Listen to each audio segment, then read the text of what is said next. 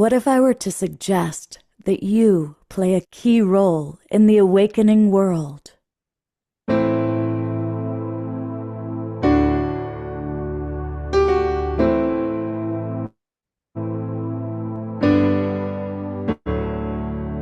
that you are watching this because you have heard the call.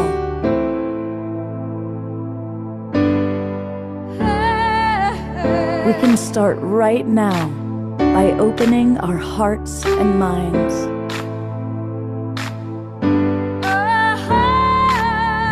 Welcome to the awakening world.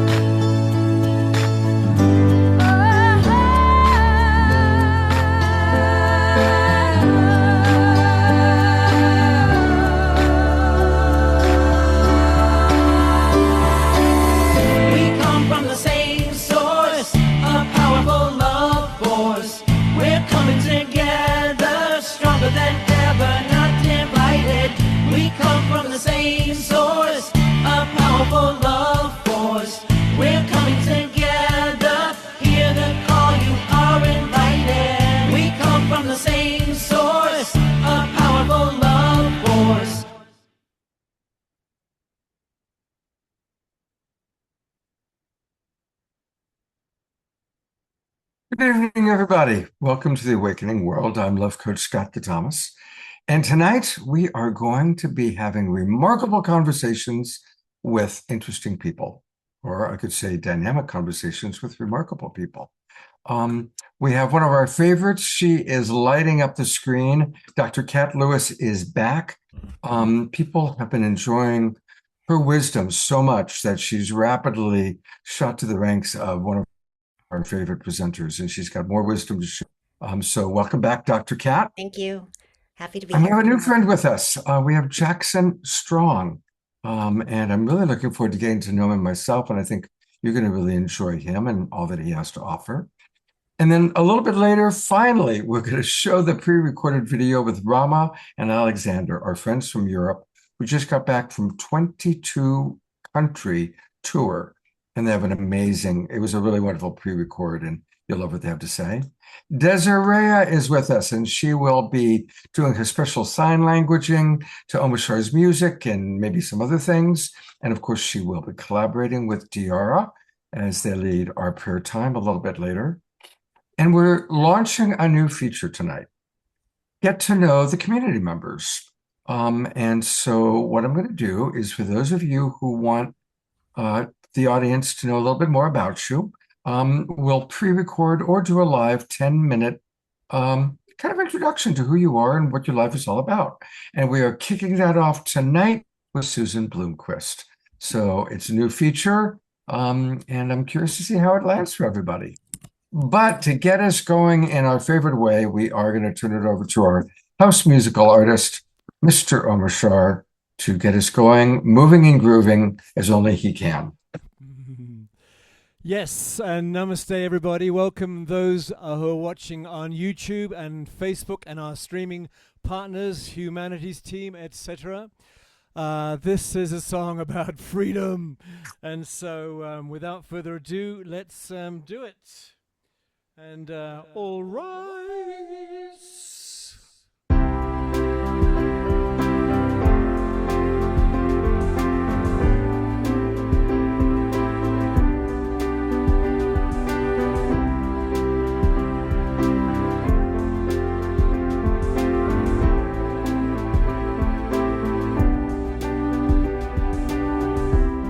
The open roads of this brand new start,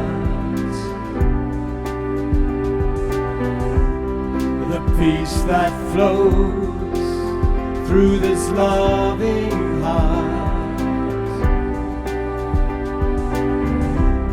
'cause freedom comes with letting go.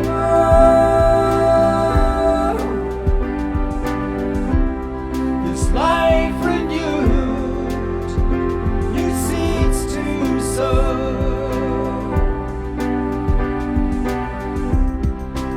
Take my hand, I'm with you now. Relax yourself, your furrowed brow. The past has gone, so say hello.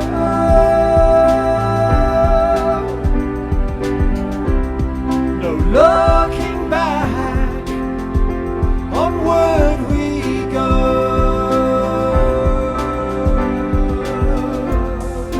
This is the life awaiting us, with family supporting us. The sword of truth has cleared the way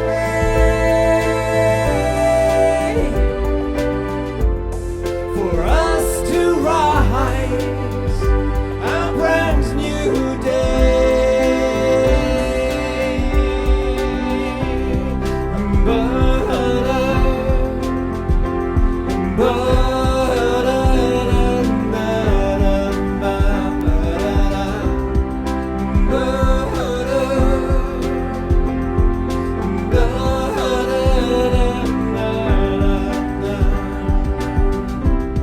New mountain peaks for us to climb, new roads to walk, no reason why. It's time to know that we are one,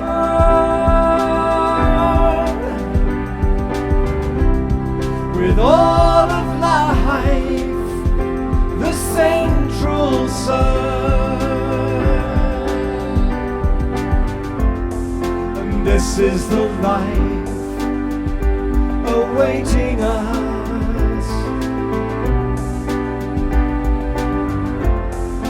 with family supporting us. The sword of truth has cleared the way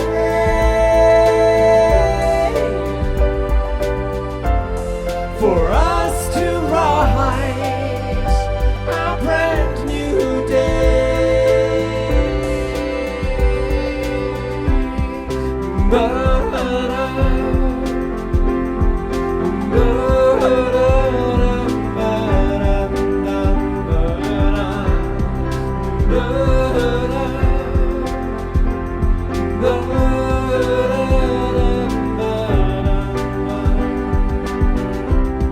Cause freedom comes with letting go.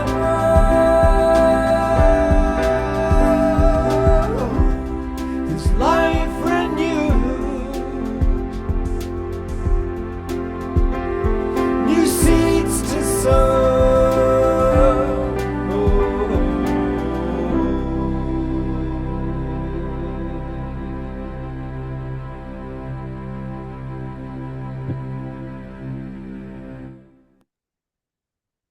Let's go to Gallery View and give some big love and twinkles to Omashar and Desiree and all of our Global Peace Tribe dance team. All of our rock stars. We saw you in. Well, I was kind of scanning who people want to meet and talk to. And of course, some people were saying Jesus, Bashar, but Lynn of Lynn and Leaf, she wrote that she would like to converse with Omashar. Okay, well, that's cool. Let's have a chat. I shall enlist my higher self to speak on my behalf. So there we are. You are in good company, my friend. You're in good company. Thank you. Thanks a lot. And he'll be back for 2 more songs tonight. It's a 3-song night. Well, I am excited to meet this new friend. Most of you know Scarlett, formerly known as Tammy Scarlett from Unify, and who's now doing all the relational AI stuff. And she sent me this recommendation, and I love referrals. Many of you provide referrals. And she said, Scott, Jackson Strong is somebody you're really going to like, and your audience will love him. So here he is. I'm going to tell you just a little bit about him. And I'm just getting to know him myself. So it's going to be kind of a joint experience. He has 20 years of history on the spiritual and alternative history research path. He's worked with amazing mentors in healing arts, martial arts, former secret society members. I'm going to ask him about that. Jackson's also over a decade in the corporate and private equity worlds and has seen life from a broad and deep perspective. In service, he leads men's groups, marketing agencies focused on purpose-driven entrepreneur, and now leads an organization we're going to learn all about called AUREA. Aurelia, how do we pronounce that? Oreo, like Oreo cookie, but Oreo. All right, Aurelia, Aurelia. He's been leading it for 3 years. And we're going to take a look at the website, learn all about it. Its mission is to unite world-changing innovators, artists, and healers who know they're here to make a difference in the world, a massive difference, mind you. So we're looking forward to learning all about it. And welcome to the Awakening World, Jackson. Yeah, honored to be here. And thank you, Scarlett, wherever you are out there. Really excited to tune in and speak from the heart and allow us to continue to spiral up together. So, Jackson, did you have a significant awakening that kind of kicked you out of the matrix, or has it been more of a slow, steady build? Yeah, a little bit of both. And I know in college, I got into New Age thought and Buddhism. I was reading Conversations with God and some other, really great, spiritual books. But it was the secret society member that I mentioned while I was working in this private equity world and doing some real estate stuff and investing in tech companies. We were in this big mansion in South Florida, and I saw he had the big Freemason ring on, big gold ring, and I asked him what that was about, really in my innocence and naivete. And much to my surprise, he spilled the beans on a ton of stuff and really didn't care about the oaths. He just cared about power and money, which he was very clear about. And he was very clear that, the Iraq war was a scam and 9/11 was an inside job, and, really pulled back the curtain on all kinds of stuff that, you all may or may not agree with. I don't know. That was his perspective. And he gave me a few books to read and experts to study. And that kicked off, like here we are today, pretty much 20 years later. And it's been a wild, wild ride that's led into, like I said, the healing arts and spirituality, and just been a total nerd for all this stuff for the 20 years or so. And now I feel like I'm in a really place of samadhi with it, where and that really is a corollary to the what we talked about me speaking on tonight, is being able to dance with the shadow and the light and see that they're both the creator. They're both inherently good. They both serve our growth. It's far easier to be in the love and the light and the celebration. And then we end up, if we don't do the deep shadow work, we oftentimes, what I've done, I've seen others do, project our shadows onto others, or we come from a place of victimhood and disempowerment without being able to own it all and find this, really, to me, Christ consciousness center place of being able to hold all the light and all the shadow together. So I always love to ask people kind of on a personal level, what's an example in your journey that you'd be willing to share of where you were challenged by looking at a shadow element for yourself, made your way through that journey, and then what was the benefit that came from it? Yeah, let's see. There's so many, so many. What's my favorite here? I'd say the challenges of authenticity. And, in my youth, I always had a good, verbal ability. And so, vulnerably, honestly, I would lie to get myself out of trouble. And, I could speak quickly and think on my feet. And so that was a convenient way of, not dealing with short-term pain. As you may have experienced, like I have, that pain compounds and it gets worse over time. And we don't confront the things in the short term and really, address things head on and sail into the storm and be willing to be with the issue and say, yeah, here's this messed up situation. I'm going to address it head on, and being able to find the courage of true authenticity and find that heart resonance and be able to find the level of intelligence that is beaming up from our hearts and the neurons that are flowing north up to our head where it's communicating up to our consciousness, and be able to come from that place of the courage and the compassion required to really speak the truth and have the difficult conversations and have that, with myself, first of all, where I can really be honest, really be real with who I am and how I feel, what I'm about, and what I'm saying no to, what I'm saying yes to. And then with the people I care about and that I'm building community with, to be able to build a culture where all of us is welcome and we can work through the difficult things and we can have the difficult conversations and not just blame, shame, judge, reject, project our stuff onto others, but really drop into a truly, heart-centered community, which is what deep down we're all looking for. Absolutely. I often have said that 20 years ago, everybody was looking for their soulmate. Now everyone's looking for their community. 100%. And I didn't mention it in our primer on this because I'm so used to kind of talking Aurea stuff, but I'm here on a 20-acre ranch outside of Austin, Texas now. And I'll just drop a quick link here in the chat also, because we are building a really beautiful, intentional community here and are attracting some really incredible creators and builders. And right now it's just myself and Zach, who's off camera. Right now, if you want to lean in, you can say hi if you want to. But we're the co-stewards of the land out here. Yeah, there's Zach. Hey, buddy, what's his name? This is Zach Bodwin, the co-steward out here. If you want to say hi. Hey, everyone. Hey, Zach. Yeah. Welcome to the Awakening World. And you're creating your own awakening world out there. Very much so, yes. Yeah. Yeah, so Zach, made the courageous, inspired move to, become the steward out here over the summer, and then I moved out here a couple months ago. And you can find a lot of details on the link. And this really is, the inspired community really is the only solution, as far as I can tell, to let's just call it the meta crisis of isolation, the meta crisis of, the powers that be doing all of their messed up control grid stuff and the digital ID things that we see out there. And there's no reason to fear. Fear really is the only thing to fear, but to be informed while still being clear and creative and powerful and proactive and creating the world we really desire without being naive to, the challenges of the world and the things that we face. That's the ethos that we're here to create from and have the potential for some really profound shifts and what I believe a new golden age for humanity is truly possible. Yeah, that's, you now I know why Scarlet connected us, because that's very much the way that we see it. And love it. Since you've talked about your place, I want to show it because, again, most people who are watching right now are watching on Facebook or YouTube. So to learn more about where visionaries gather to reimagine the future and restore the human spirit, go to reimagineranch.org. Yes, sir. Imagineranch.org. And I see that there's a click here to join the wait list. And that's the wait list for the opportunity.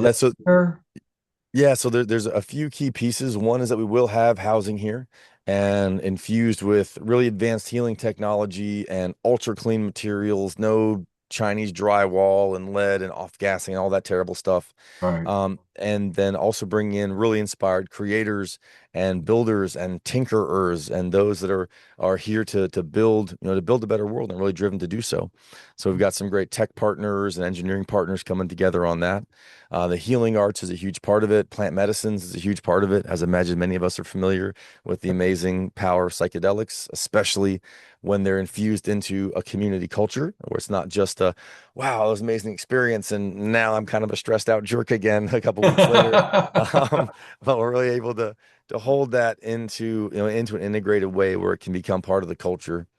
And so you bring all that together, and with advanced permaculture and health and schooling and the fullness of the vision is really beautiful. It's a complete village where we can have elder care, we can have youth care, and it can really come together in a way that we're not in these horrific paradigms of putting our elders in in nursing homes and just casting them aside and just losing all their wisdom and love and just like everything pardon me, everything's upside down. Everything's upside down. Doctors destroy health, lawyers destroy medicine, bankers destroy money, like society destroys itself. and before it all comes unglued, we're gonna make some big paradigm shifts. And that's, we're doing our best to be part of that. Have you connected with Mark Hyman?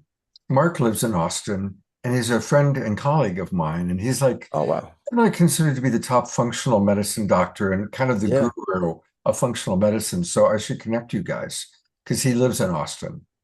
Yeah. Yeah, I'd be super grateful. I mean, I've followed his work for many, many years. He's great. Thank you very much. Would love to get I connected. was on a Zoom with Mark for an hour and a half today.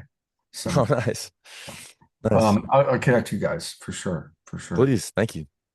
So all right, well, tell us now about your main gig. Yeah. Or Oreo with an A, Oreo. Yes. Yeah. So Oreo with an A. We started that a few years ago after a big men's trip down to the Everglades and a vision quest and some entheogenic support and tuning into a higher vision. And when we got back, we had the inspired idea to put a summit on. And we had the organizers of it, myself among them, had some really amazing connections, especially in the health freedom world and the plant medicine world, and also, really great spiritual teachers. And so we got really lucky. We got our dream venue of a crazy, amazing venue in Miami where I used to live. Had like a $20,000 deposit we didn't have to pay due to some synchronicities and divine, winks. And so we put together an amazing event and then started doing mastermind coaching, and like, I gotta get it past the term masterminds, but coaching containers, because we want to get out of the mind, right? So we gotta stop calling them masterminds. But yeah, so we've been doing these beautiful events and retreats and coaching containers for the last 3 years. Been amazingly blessed to have incredible speakers from all over the world join us. Founder of Envision, Stephen Brooks and Jamie Wheel. We had Vishen Lakhiani, the founder of Mind Valley. A ton of amazing indigenous leaders, and really are here to be in that eagle condor prophecy. The Right. north and the south are meeting each other, the east and the south are meeting each other. And it's time for us to step into the fullness of how do we embrace all the gifts and the powers that are in the Western culture, temper that with the heart, temper that with the wisdom of the indigenous and the East, and be able to really bring it together where we can have high technology, we can have high spirituality, and we can have these beautiful moments in time where we can experience who and what we really are in our highest self, in our highest truth, which really only comes out when we're amongst others in a similar frequency with a similar intention. So, we really hold that Sophia Christos energy as far as our spiritual center, while bringing in wisdom from other traditions. And, they were kind of the synthesis of so many different paths. And so when we center ourselves in that, and then, like I said, bring together these amazing events and speakers and celebration and dance, and just create moments in time where we can be in the celebration of life and the celebration of what we're doing here, and receive a vision for the next step, and then find the community and the structure and the roadmaps where we can bring that inspired vision into reality in a steady, methodical, and empowered way. So do you have any upcoming festivals or events planned for this year? Yeah, the next one will be in the summertime. With the land project and everything, we've kind of diverted a lot of attention there right now to get this moving in a great way. So if you see the OreoLeaders.com link that was in the chat, then there's an email sign up there. Definitely encourage you all and invite you all cordially to join us there. And if you saw me my Instagram link, yeah, so these are some of our previous events. They're so beautiful, just so blessed. There's Paul Hutchinson. He did the film Sound of Freedom, as an icon in human trafficking relief. There's Vishen, and it's just been a total blessing. There's me, and we just have a blast. They're just super, super fun, while holding a really intentional frequency for how do we get to the next step of humanity, and what does this age of Aquarius and new earth and golden age reality really look like. And we're here to bring together the luminaries that have a vision for what that is, and are driven to bring it to life. And as we do that together, we can make a massive impact. And as we do that with these land projects, then we can really plant the seed and really make this a permanent and lasting aspect of the human experience. For everybody watching on Facebook and YouTube, it's spelled AUREA leaders.com. AUREA, or yeah, leaders.com. And then once you go there, everybody, and I encourage all of our people, everybody's watching right now is on a computer, go ahead and go to it and then click join the movement. There we go. And what I'm doing, which is putting in your information, so that we can keep up with what he's doing here. And definitely, really Jackson, appreciate let's that. maybe pressing get access. Well, hopefully that has gone through. I definitely would love to, talk to It you should more work. about, there's so many people we've had on the show. We've been doing the show for almost 6 years, and we've had hundreds of amazing presenters. You mentioned Eagle and the Condor, Chief Phil Lane, who put together the whole event with Indigenous elders from North and South America meeting, is one of our regulars. And I'd love to introduce you to some of the appropriate speakers for your next event, Yeah, thank you. because what you're doing is really, really beautiful. Now, that's the professional stuff. Personally, you've had your foot in both worlds. You've seen the very corporate, sociopathic part of it. You're in the awareness of all the bullshit that, whether it's Democrats or Republicans, I don't trust any of them at this point, No. How do you balance inspiration and hope for the future while recognizing the very real dilemmas and challenges that humanity is facing? The first answer that comes to mind is being around kids, being around children, and just seeing their level of joy and enthusiasm and wonder, and just the purity of what a soul really is. And when you meet some of these just miraculous children that are in the world today, it's just like, how do you not want to protect that? Like, how do you not want to make this world better for them? And I'm not a father yet, but I have lots of friends who are. And it's just, yeah, I just can't help but not get this like, okay, I'm gonna do it. Like, we're gonna do the difficult things to make this happen. And the other thing that is like a really anchored truth for me is the spiritual truth that I just know and feel in every aspect of my being, that this is all part of the creator. This is all part of the infinite intelligence that has put this world together. And if we didn't have the dark side out there, we wouldn't be motivated to do anything about it. If Luke Skywalker didn't have Darth Vader, if Harry Potter didn't have Voldemort, if all these great heroes and heroines of history, if there wasn't an oppositional force that seems so evil and wrong, but in reality it serves the activation of the light, then there wouldn't be a motive. We'd just be in, we'd be up in the fifth dimension, which we all kind of miss it, I know. But we decided to come down here to experience polarity, experience the breadth of consciousness that is here on earth, which is spicy, as we all know. But it's so rich and it's so beautiful, and the pain that we suffer, I know that it can be kind of a trope. I'm sure we've all heard it, but always bears repeating, is this, that the pain that we experience down here on earth, it gives us the appreciation for how magical life really is. And so, yeah, those are a couple of things where I find my motivation. That's beautiful. That's really beautiful. Who are some of the speakers, presenters, teachers that have made the biggest impression on you or had the most influence? Let's see here. So there's one the first one that flashes to mind is a woman named Amanda Shendell. And she doesn't have the biggest following. We've had some really big name speakers that have, huge followings and whatnot, but she has a level of joy and enthusiasm for life. And she runs a medicinal mushroom retreat out in California. And she just has this innate, just like tapped into like the joy button of the universe energy that really infuses me with an incredible amount of enthusiasm. Second one I'd say is Dr. Samuel Lee. If you all know him, the Spiritual Psychiatrist podcast, and Dr. Samuel Lee on Instagram. He is an incredible intelligence in the Keylontic sciences and Kathara. If that's something any of y'all have gotten into, it's the most intricate spiritual science I've ever encountered. Yeah, Dr. Laura, yeah. I didn't get it at first. It was just way too complicated for me when I first heard of it many years ago. And then recently with Dr. Samuel Lee and another dear friend of mine, Marla Lindner, who runs a Bufo Healing Sanctuary here in Austin. Any of you who are looking for an amazing facilitator in the Bufo or Iboga space, she's extraordinary and a dear friend of mine.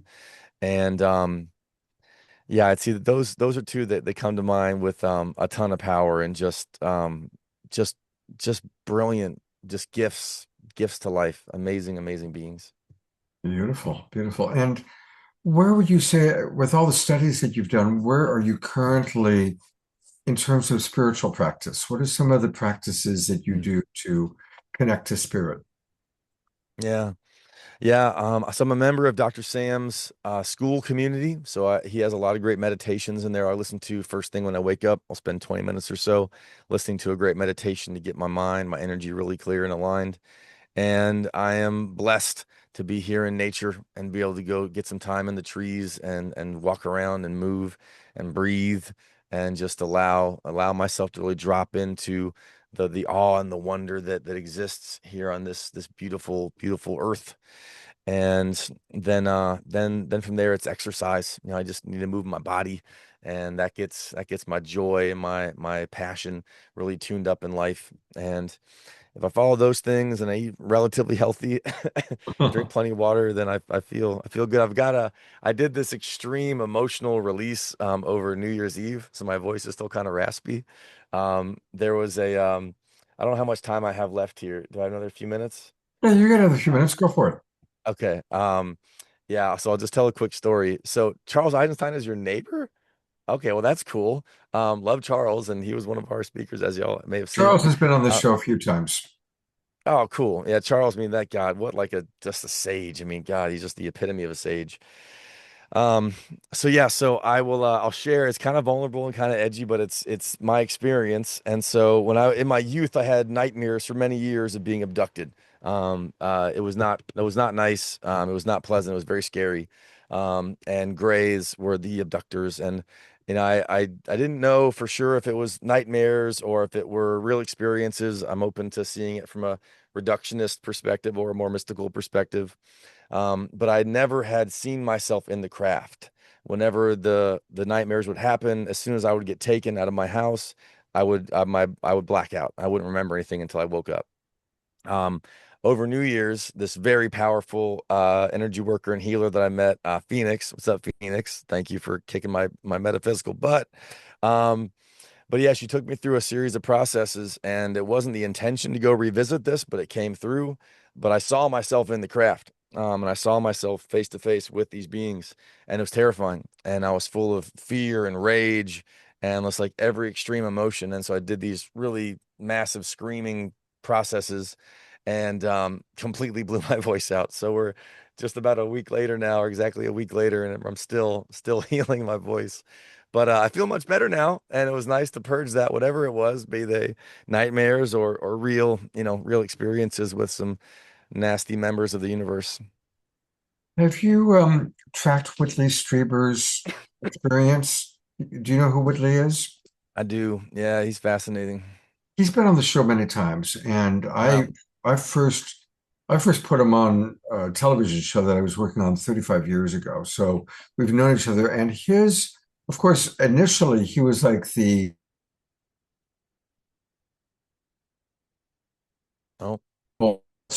identified most with his alien abduction stories. But his whole journey has really transitioned from a perception of it being a very negative, frightening experience, and has a very different attitude about it now. So it might be interesting for you to kind of track his journey, because what you're saying to me sounds like it might be a similar pathway. Yeah. Yeah, thanks. I'm familiar from a high level, but definitely could use some deeper digging. And, if they were upgrades, thanks, guys. You could have had a little bit better bedside manner than that, but I'll definitely check into that, and I appreciate it. Yeah, and I'm not trying to the terror is real. Anybody's emotional pain is real. And so it's important for us not to spiritually bypass it, to acknowledge the pain, to acknowledge the fear, to not rationalize that it's okay. But also to look at, okay, how has this expanded? Because like you said, everybody needs every protagonist needs an antagonist. And I think most of us, if we look back at the biggest lessons of our life, it's usually connected to the hardest challenges or the most painful experiences. Yeah, absolutely. A great irony in that. I'm definitely go back and check out all the comments, because definitely you've lit up our audience. And great. hopefully this will just be the first of many visits on the Awakening World, Jackson. Yeah, super honored. I really appreciate you, Scott, and everyone else. And really honored to be here and excited to get to know you all better as time unfolds. Great. Yeah, hope to have you again. Stick around, because you're going to really enjoy what our next person has to share, because it's Dr. Kat Lewis. She's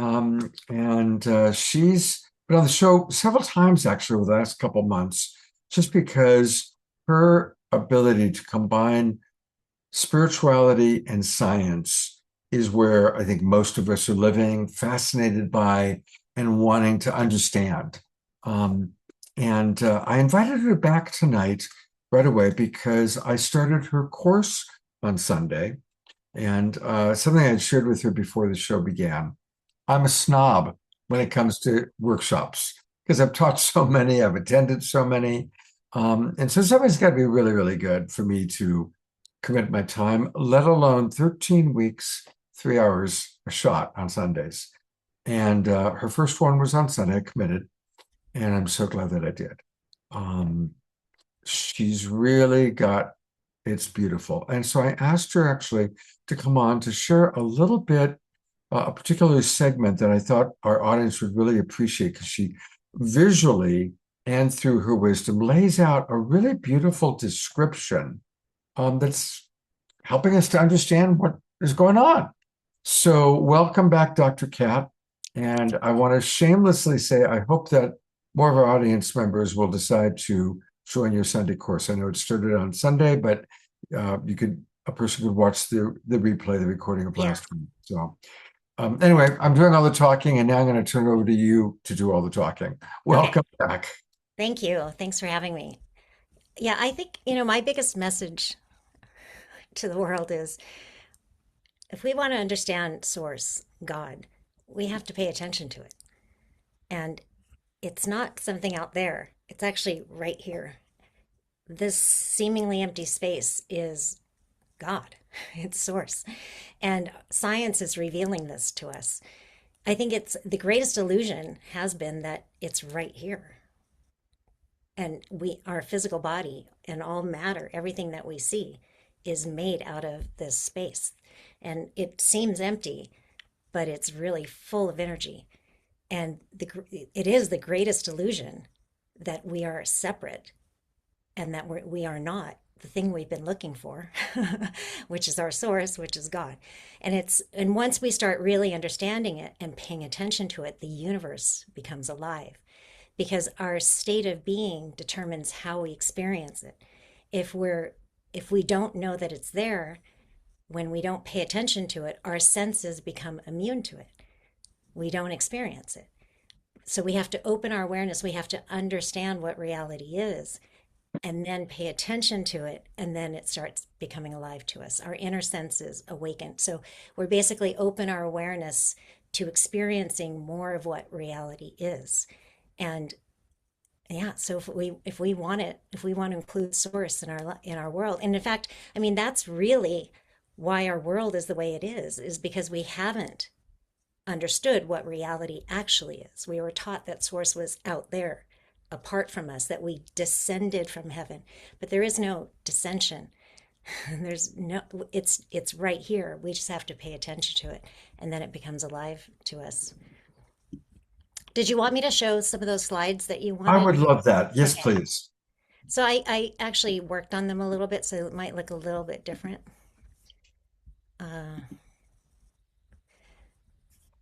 Okay, so we can start here first. And so what the course is, and what I study is basically the integration of the science of consciousness, which is Vedanta, non-dual, that we live in a non-dual reality. We experience a duality, but it's a non-dual reality.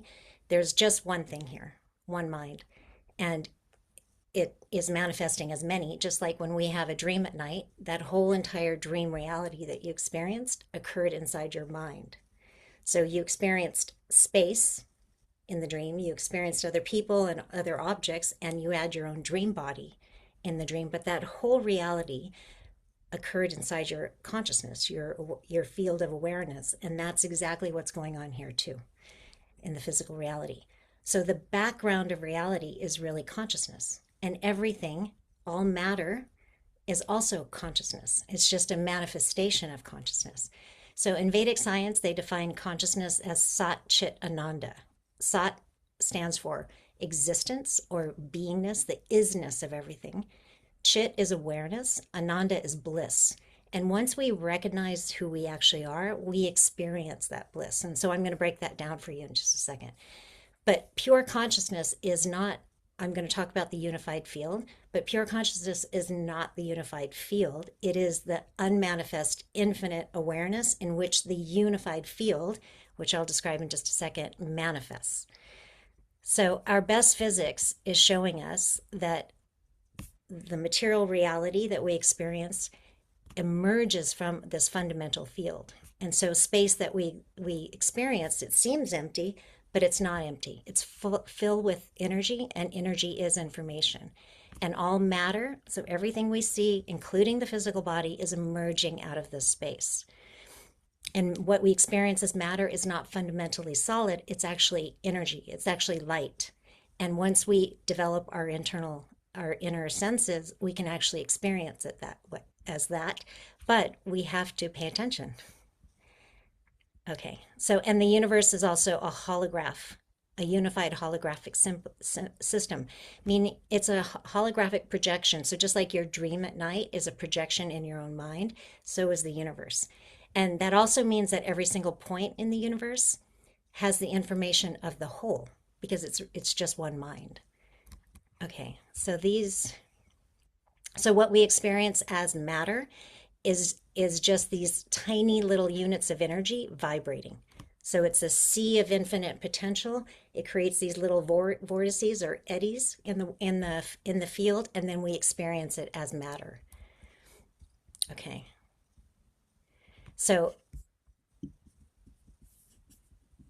what physics is saying is basically what Vedanta is saying in a different way.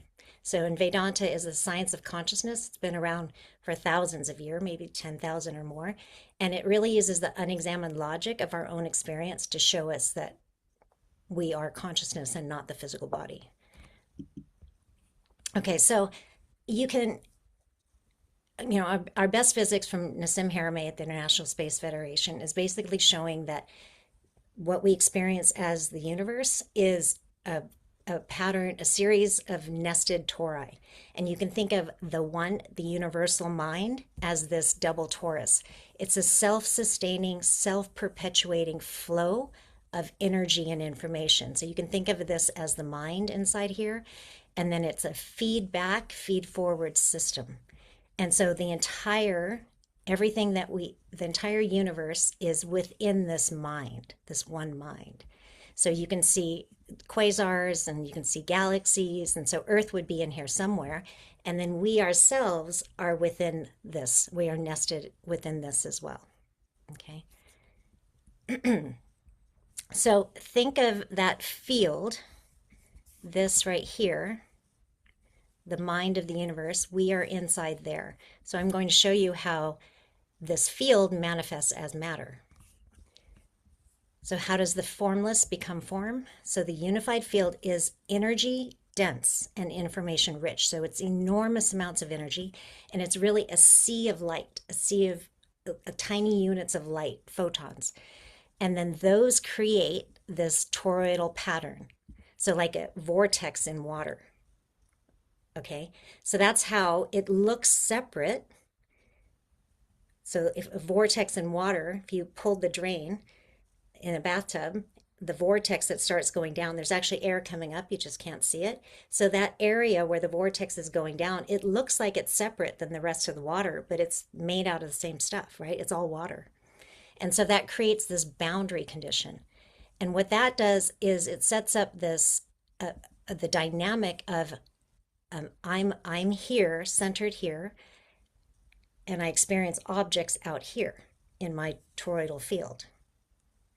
Okay, so in physics terms, this is the unified field, and then it creates a nodal point. And when there's a nodal point in that field that manifests the torus, that's called a singularity.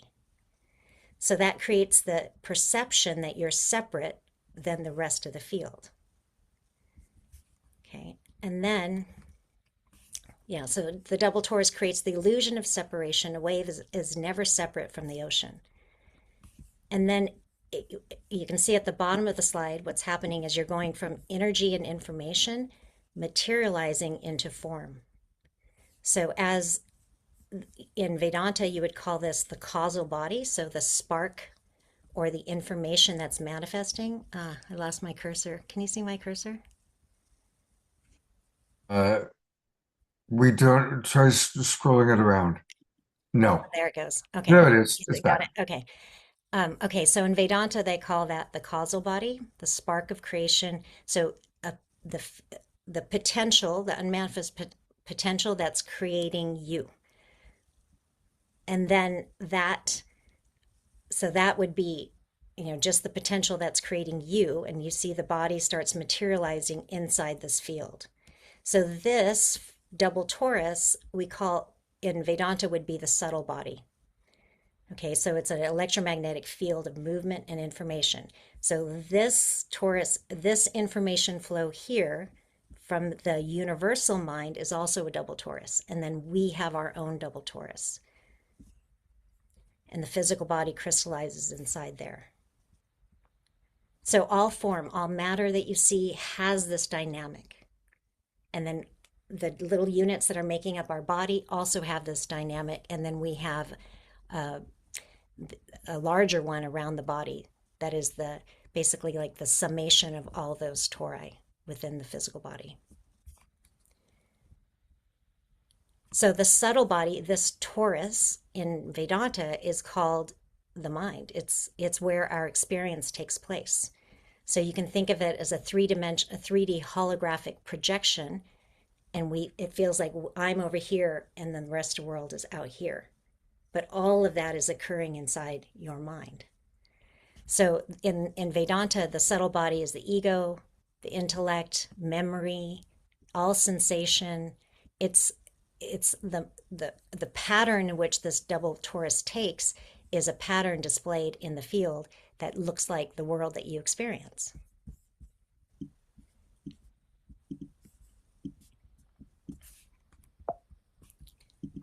So, okay. Yeah, so you can think of this as the holographic projection. It's like the screen of your mind, and your thoughts are projected onto that screen.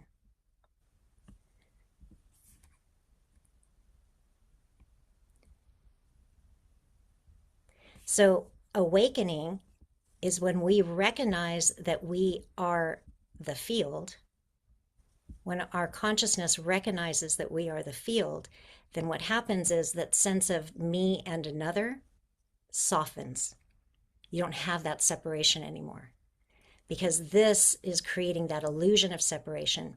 And when we recognize that we actually are the field, that we're not separate from the field, then that softens.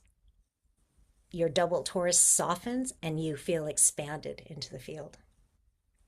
So this all came from me having an experience where my whole body turned into light.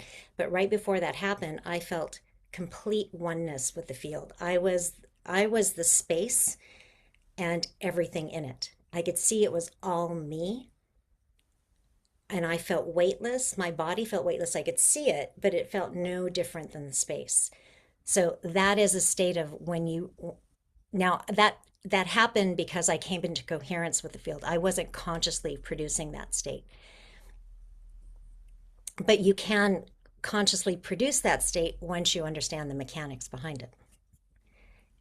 And this is where you start to understand what miracles are. Because when you're one with the field, then you have more control over how the field manifests.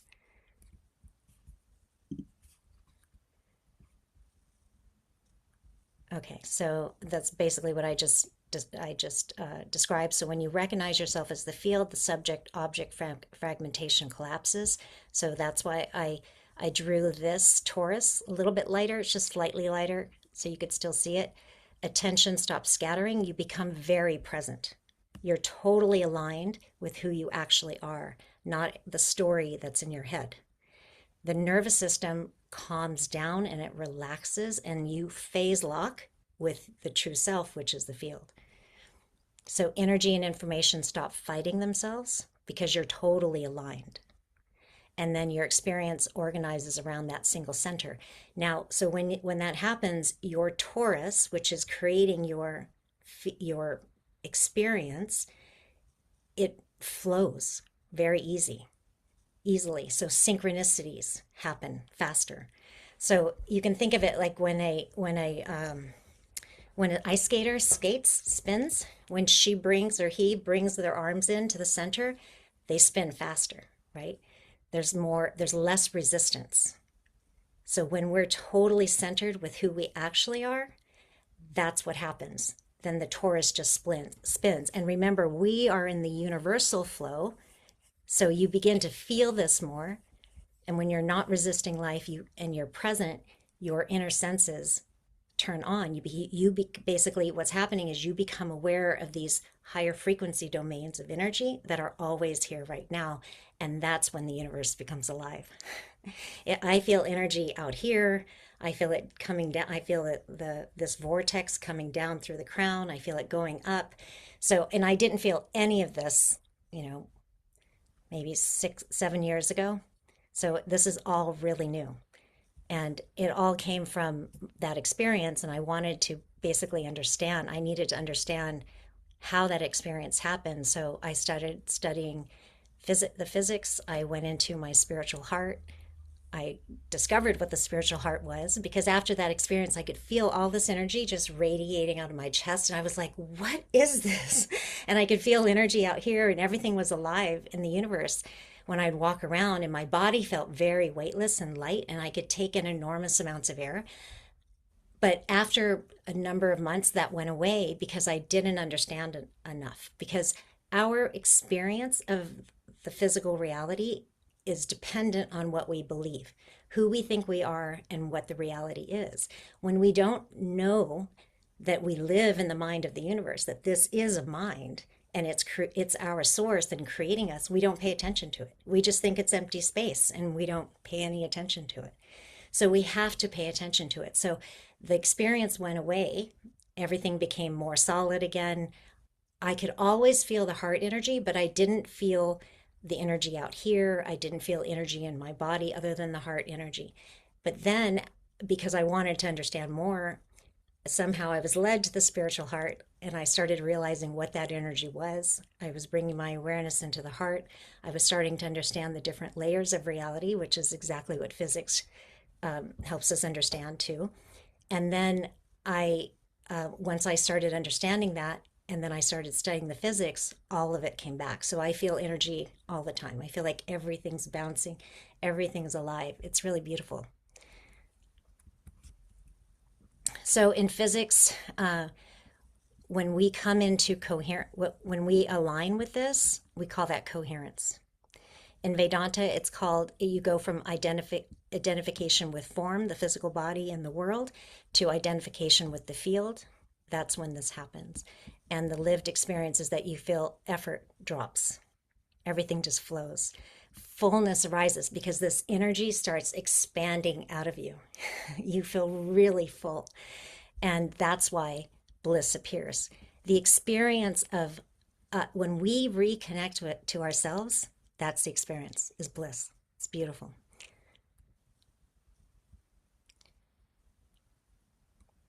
So this is just a different view of that same information. I was playing around with the backgrounds. So Scott, did you have any questions? Do you want me to continue? Muted. Please continue.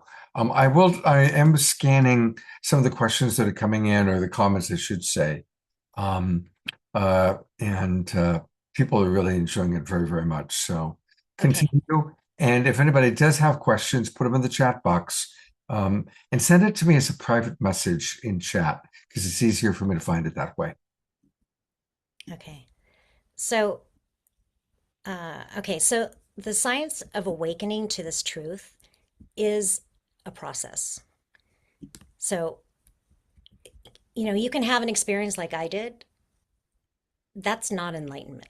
That's not the truth. Like, the reason it couldn't stick around is because I couldn't stabilize it, because in order to stabilize it, I have to understand who I actually am and what reality actually is. So that's why many people have these types of experiences, but they just go away.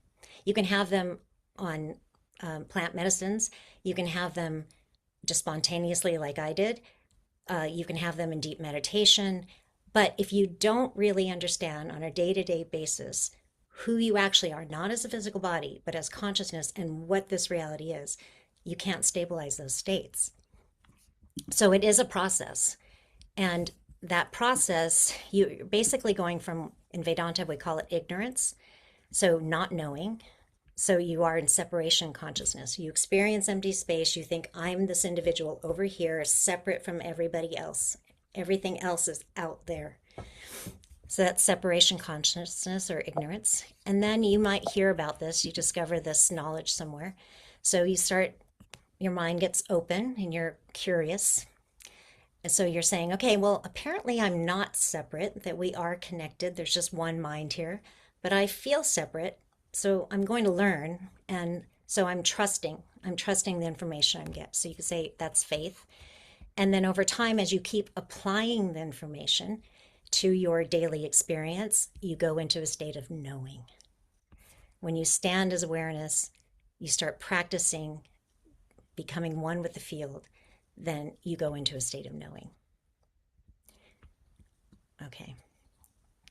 And in this process of aligning to that divine mind or Christ consciousness, you start basically, in order to start, one of the qualifications is you have to have a burning desire for liberation.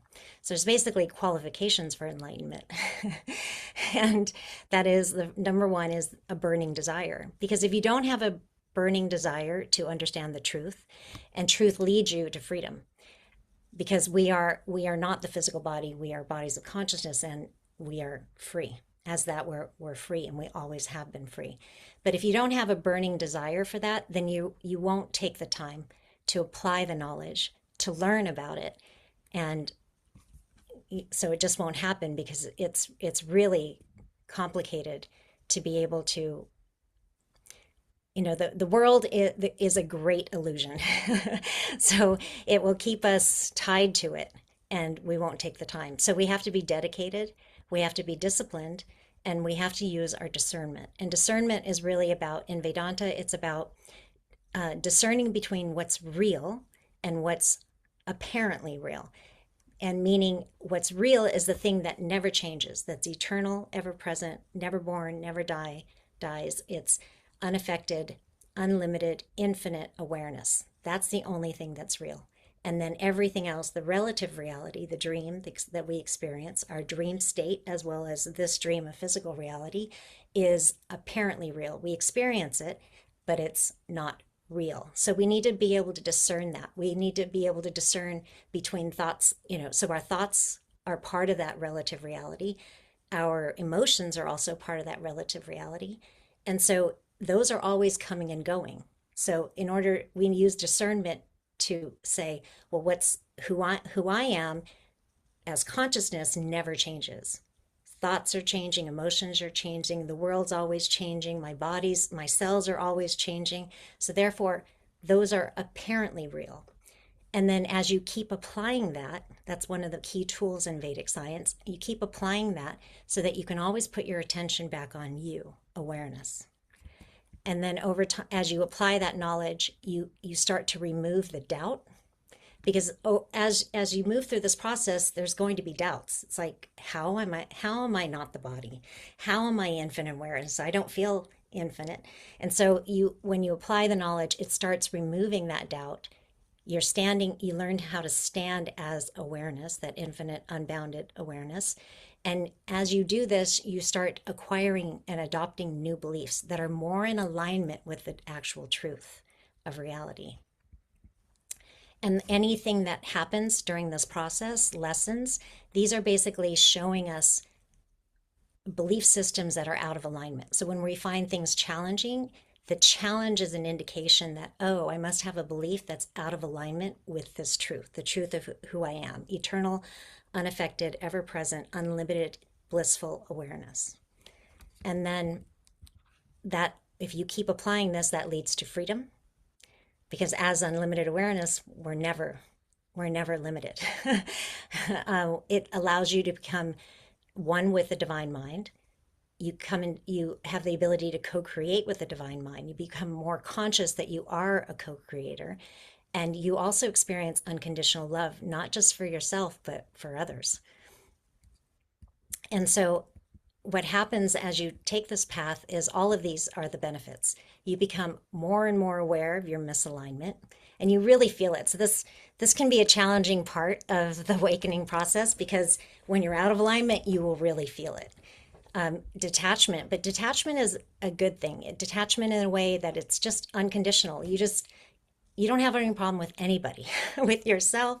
You're forgiving of yourself. You're forgiving of everybody, because you know everybody is here just doing their best and learning this too. Now, in the life and teachings of the Masters of the Far East, one of the things that they say is, they said, the divine science of our being is to know that we are God. And that's the path of the human experience, is to know that we are God. And if you look around at all the information that's coming out right now, especially some of the physics that's coming out, it's showing us that we are not the body, that consciousness is the ground of all being. Everything that we see is consciousness, and that's what some of this information is showing you tonight. So we are learning this. Okay, so forgiveness, your senses attuned to these higher frequencies, so you experience how alive everything is. You release barriers to love, and that's actually what happens. So when we unify with the field, it is the experience of love, bliss or love. You could define it as either. The word bliss could be the word love. It's the softening of our mind, and then that allows us to unify with the field. We become more flexible, so we're just going with the flow. We're not affected by what's happening, so we don't get upset at things. We experience more freedom, joy, health. Our health becomes, we really increase our vitality, because the field is actually the source of us. It's the source of our bodies. And as we come into coherence with it, I showed last time, that Science of Love talk, how when we come into coherence with it, that energy just propagates up through our biology. Our brain function changes, it gets better, so we increase vitality. And I showed you earlier the vortex, when it really starts spinning fluidly, that's when synchronicities happen, that's when miracles happens. We have more love for life, more knowledge, more intelligence, and we can communicate with higher intelligence, and we experience more unity with everything and everyone. So in the life and teachings of the Masters, it says, he will learn to think things through. Old ideas will drop away, ideas will be new ideas will be adjusted. He will soon find the ease and efficiency of the system. He will learn,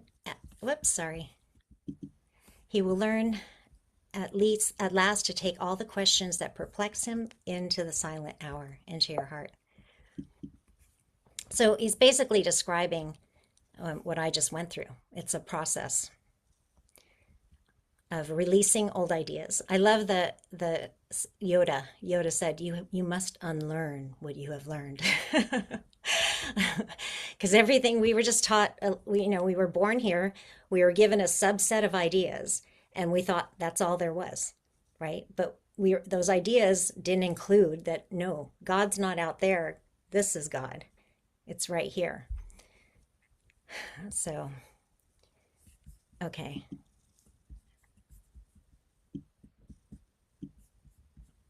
Scott. There are questions for Okay. you. So from Dr. Laura, does the singularity create the subtle torus first, and then the emotional torus, and then the physical torus? In other words, is that the order? Yes. Well, Subtle yeah. torus, So emotional, yeah. physical. So in the subtle, let me bring the picture up. In the subtle body, the physical body crystallizes inside there. And so that's where all your experience, so your emotions, sensations, intellect, memory, ego, all of that is within that subtle body. So this in Vedanta would be the thing that goes from incarnation to incarnation, because you're basically taking information and crystallizing a body. Okay, so different incarnations would be just different bodies, but this can also fractalize, right? So yeah, this can fractalize. So you can think of your oversoul fractalizing into many different ones of these, producing different individuals.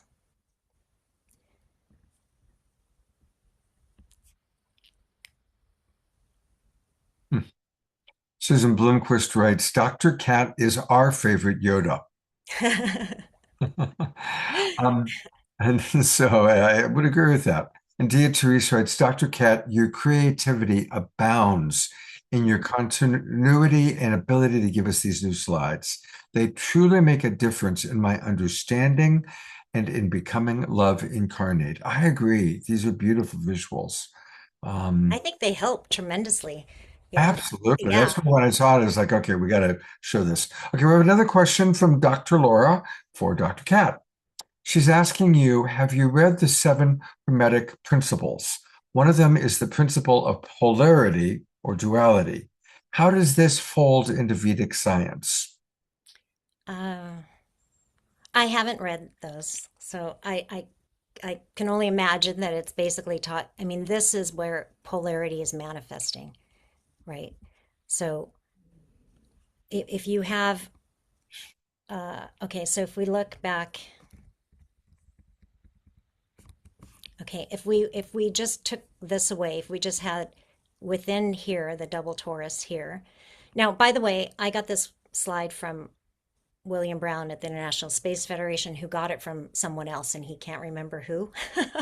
So, and I think it was just half the torus here, and it didn't show this other half. So I created this other half. I just took an image of this and then flipped it because it is a double torus.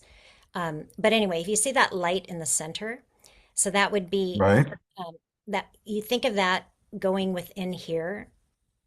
So consciousness or existence would be that center and then everything out here. And it's not dark, right? It's just the isness of everything. It's just hard to draw it because you can't draw it. You can't objectify it. Then that starts, when that becomes self-aware, it produces this, like me over here and everything else out there, right? So you could say in here it's the one, and as the one, it doesn't have any experience. It's just the one, and it's everywhere. It's unbroken awareness. And then it becomes self-aware and produces the universe. And then and then there's many, this happens at all scales. It's like infinitely large and infinitely small. So even this is not really accurate because there isn't just one.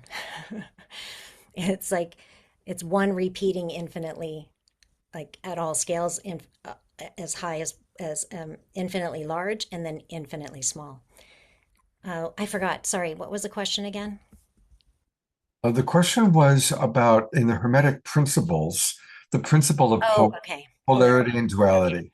Yeah. So as this manifests to produce this, that's polarity. You have to have polarity in order to produce a subject and an object over there, right? But I don't know how they use it in Hermetic principles. Okay. Um, I don't see any other questions other than how to spell Taurus. Taurus. Okay, yep, people have it. I might have spelled it wrong in here somewhere. No, Is that why? I think you got it. Well, I want to encourage everybody to really discover more about Dr. Cat. And so I'm going to go to her link tree, as Almost Sharp pointed out. Link tree is to the left of Joshua Tree. And her link tree is linktr.ee/Dr. Cat Lewis, K-A-T Lewis. And I really want to encourage everybody to go there, check out her website from there, take the quiz, but most of all, click Course Spiritual Heart, the life and teachings of the Masters of the Far East. And I really would love to share this course with some of you, even kind of, share how what we're learning, how we're growing, how we're experiencing our awakening even more on the show. So I hope that some of you will decide to join. And it just started on Sunday. You can get the recording. Is there anything you'd like to share about the course as we're looking at it, Kat? Well, I can't remember what I said earlier, but I think, it's an integration of the physics because it helps us ground it in our experience, but also we have to take our awareness within in order to really understand all of this. Like I can show it to you, but if you don't experience it by going in, it's not going to make a difference in your life. Intellectual knowledge is not enough. We have to learn how to ground and stabilize in this state in order to truly experience everything I just shared with you tonight. I do want to point out the Fountain of Youth part of it, because everybody on this show is one day older than we were yesterday, and we're a week older since last week. We're all aging. And I would like you to talk a little bit about how this course, it has a very practical impact on our aging process. You wanted me to talk about that? Is that what you said? Yes, please. Yes, please. Sorry, my dog's barking. Yeah. And my dog is totally like, where's that happening?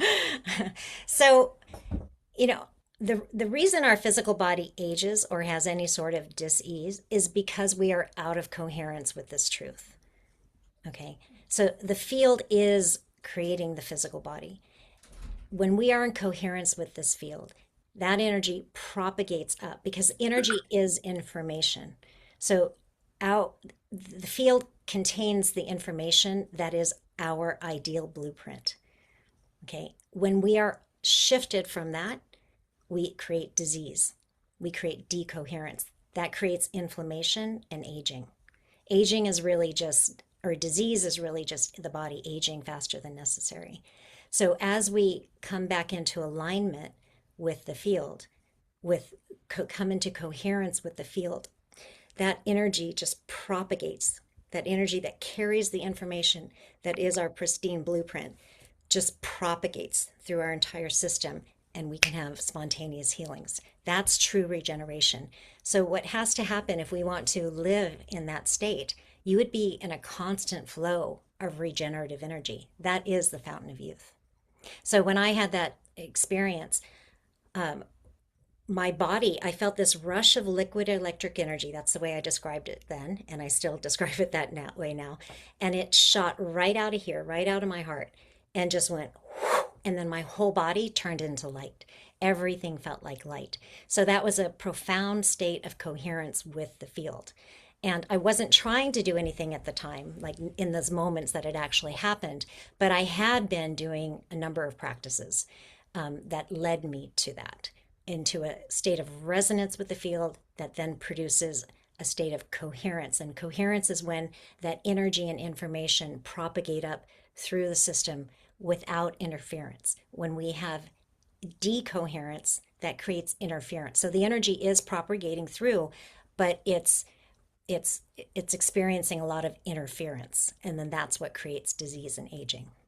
So now that we understand the mechanism, I really believe that we're going to live a lot longer.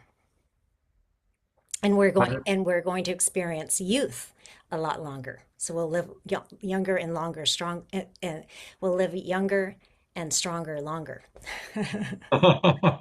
Absolutely. Well, thank you. Thank you for helping us to all get younger. I'm excited about that. Yeah. Again, I hope some people will join the course.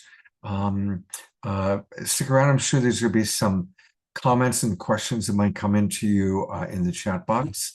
You'll see, people's real appreciation of what you're doing. And we're at the mid-show break time, a little bit past mid-show, to be honest. But we are going to go to Omar Shar for our mid-show song. Hey, brother.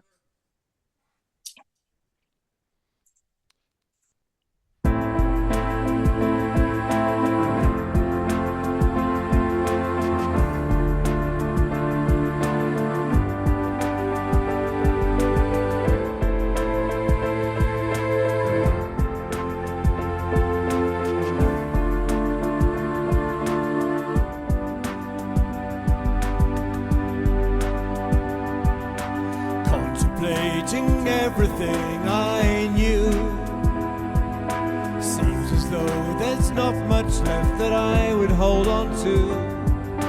Contemplating what is pure and true. Sun and moon and stars and light and earth and water too. We are rising, soaring, flying, living life so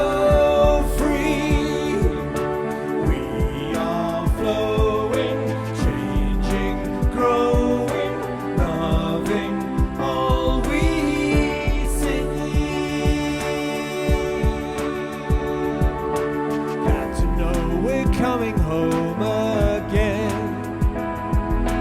Open hearts and open minds and open doors and loving friends. Look at the one who's standing by you now. Destiny is in our hands, so leave the density behind. We are rising, soaring, flying, living life so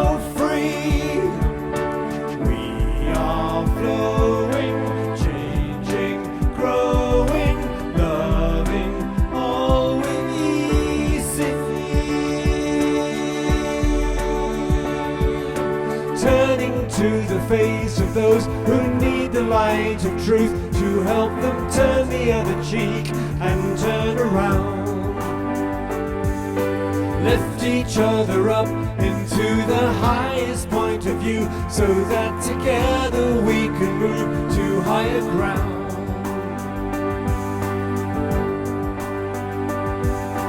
Contemplating everything I knew.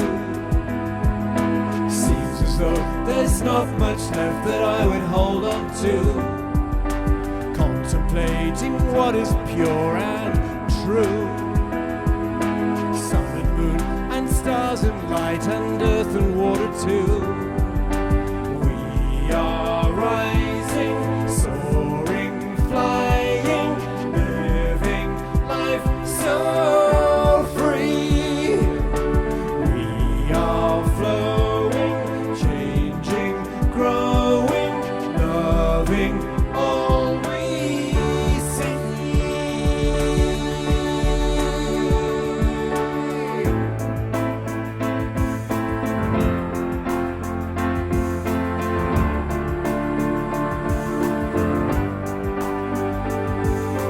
Lift each other up into the highest point of view so that together we can move to higher ground.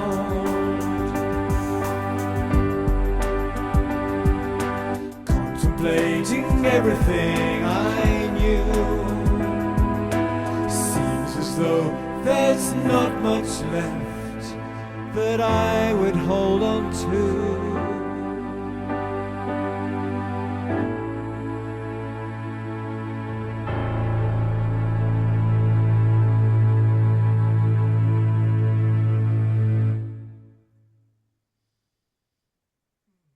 brilliant song. As Susan Blomquist, right? That's the perfect song for tonight.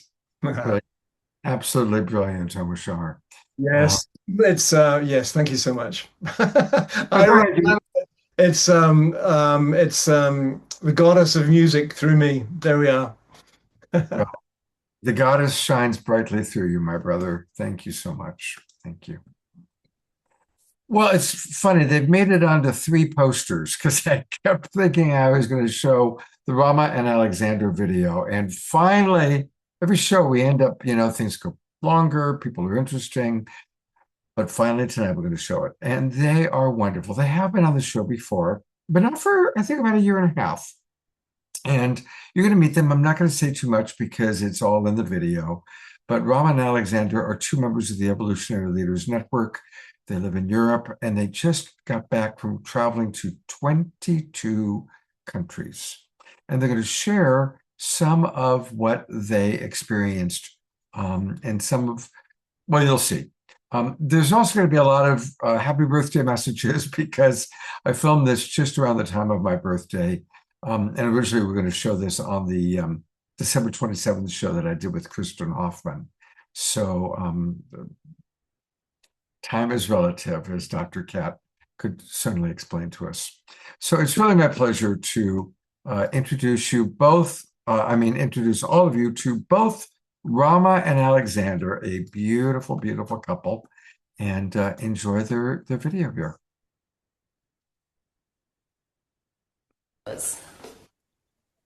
So we're starting off with our fur family, and of course, Jasmine Bear and Rama and Alexander are longtime friends. I just woke her up to say hello to them. And tell us who you've got there. Well, this is Samba, born in the south of Italy and now living in Nice in France, where we are at the moment, where the One Home Journey is parked for this week.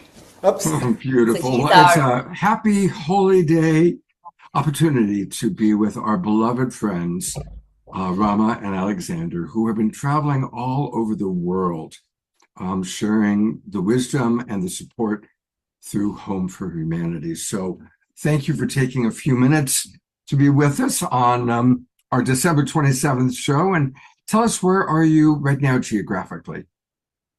We are in the south of France, and we couldn't be happier that we are joining your show, dear Scott, right around your great birthday coming around. And thank you. And we're, of course, sandwiching our talk with you in between 2 songs from our beloved mutual friend Tatiana, who has become, she kind of, her coming out a few years ago was on our show, and she was kind of shy, and she hadn't been performing for many years, and now she's just like a superstar, and doing her retreats. So it's been really wonderful to watch her evolution. Yes, and the 2 songs are 2 amongst the 3 or 4 songs that have been a beautiful way that she's been part of the Home for Humanity family from the beginning, that she's composed inspired by the movement, to support the movement. And one of them is actually the One Home Anthem, which was like the send-off song as we started our journey. Which we feel it's such a blessing to be with you on your birthday, in your birthday moment. And really we felt that at this time, it felt like a time to count what you just said as we started the show, dear Scott, which is the gifts, the gift of life, gifts that life gives us. I mean, Christmas was a big reminder to us, that life is always coming up in the midst of terribly troublesome times with a gift, if only we will see it and recognize it, but also asking of us, what's the gift we have to give back to life? And it felt like right now with what's happening around the world, these kind of dark times we are in, where we are all looking for that beautiful sunrise right behind you, that's the time for us to be really reflecting on, counting the gifts in our lives and feeling the sense of utter gratitude, but also thinking of, wow, what is the gift that I am and what's the gift that I offer back to life at this time around Christmas and the New Year, whatever, religion, creed, whatever one's background might be, but it calls for that. Yeah, well, through all of humanity's time, when it was dark, that's why they celebrated the solstice, was to call in the light. And then, of course, if you wish, the darkness, that the light of the Christ consciousness represented by Jesus or Yeshua, but it's that light in the darkness. And really, the two of you are such bright lights, and you've been traveling so much. So tell us a little bit about the tour. Which countries did you go to, and what was your overall experience of humanity after traveling to all these places? Well, wow. I mean, this is a big story. And, just wanted to connect also, Scott, as you are turning 70, that time of the year, 18 years ago, also brought us together. So we are also celebrating the gift of relationship. And I only bring it up also because on a deep level, this was the One Home journey, as we call it, a celebration also of relationship, or celebration, you call it the global tribe, the family of life, and beyond humanity, where we come together in a new way. And we feel very strongly this is the calling. Also the calling we picked up on the journey as we traveled, your question, to 20 countries in 4 seasons. We traveled a season to Africa, a season to Asia, Asia, Oceania, a season to Abya Yala, to the Americas, and a season to, the Arab world and back to Europe. And kind of tuning into, on the one hand, the new practices, new ancient practices we find in each and every culture that can take us into the future, but also into its indigenous wisdom of every culture. And, of course, connecting to our one home. And that's also why, as we tuned in, especially when we heard it was your birthday, in addition just to the gift of life, this was, our entire journey was around the concept of gift. So it's a gifting culture, it's a gift economy.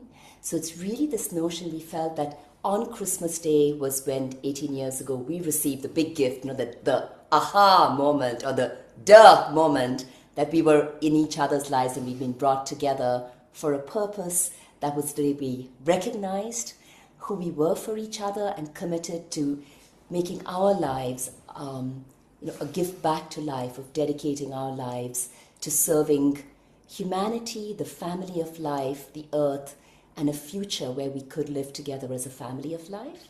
And that's what then led to the next aha moment many Christmases later, on New Year's, to the vision of the One Home journey, where the journey, yes, it's a journey, but it's really the sense of it's the inner journey into ourselves, while we are journeying to every country on earth over these 7 years, to tap in to the gift of every part of this. Was a gift we received when we started the journey from an artist. It's very, very light and fragile, and it's Michel Granger, who's been portraying the earth since the 1970s, and it's just showing the earth as seen from space, so our home.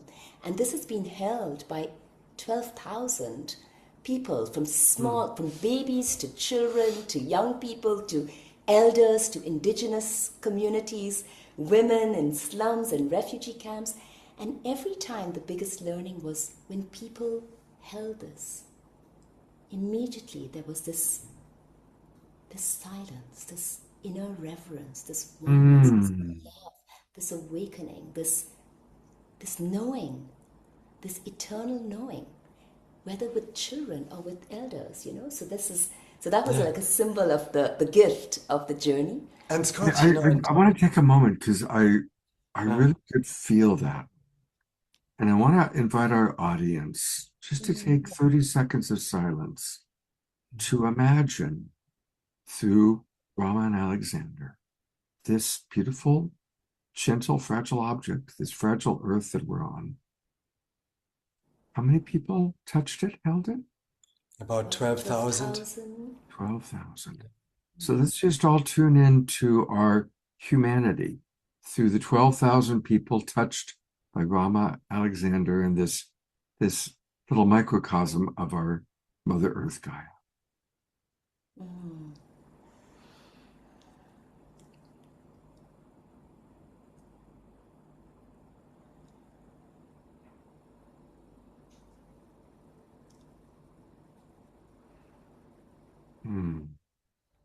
Scott, if I may add to your invitation an experience that we may also share on this screen as we are holding together the earth.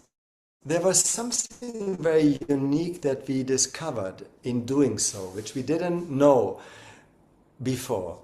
In the moments when we held the earth together, and we usually did it, after workshops we did, be it in refugee camps or in slums or in orphanages or in kindergartens or in schools. When we held it together in those moments, there was every border between us was gone.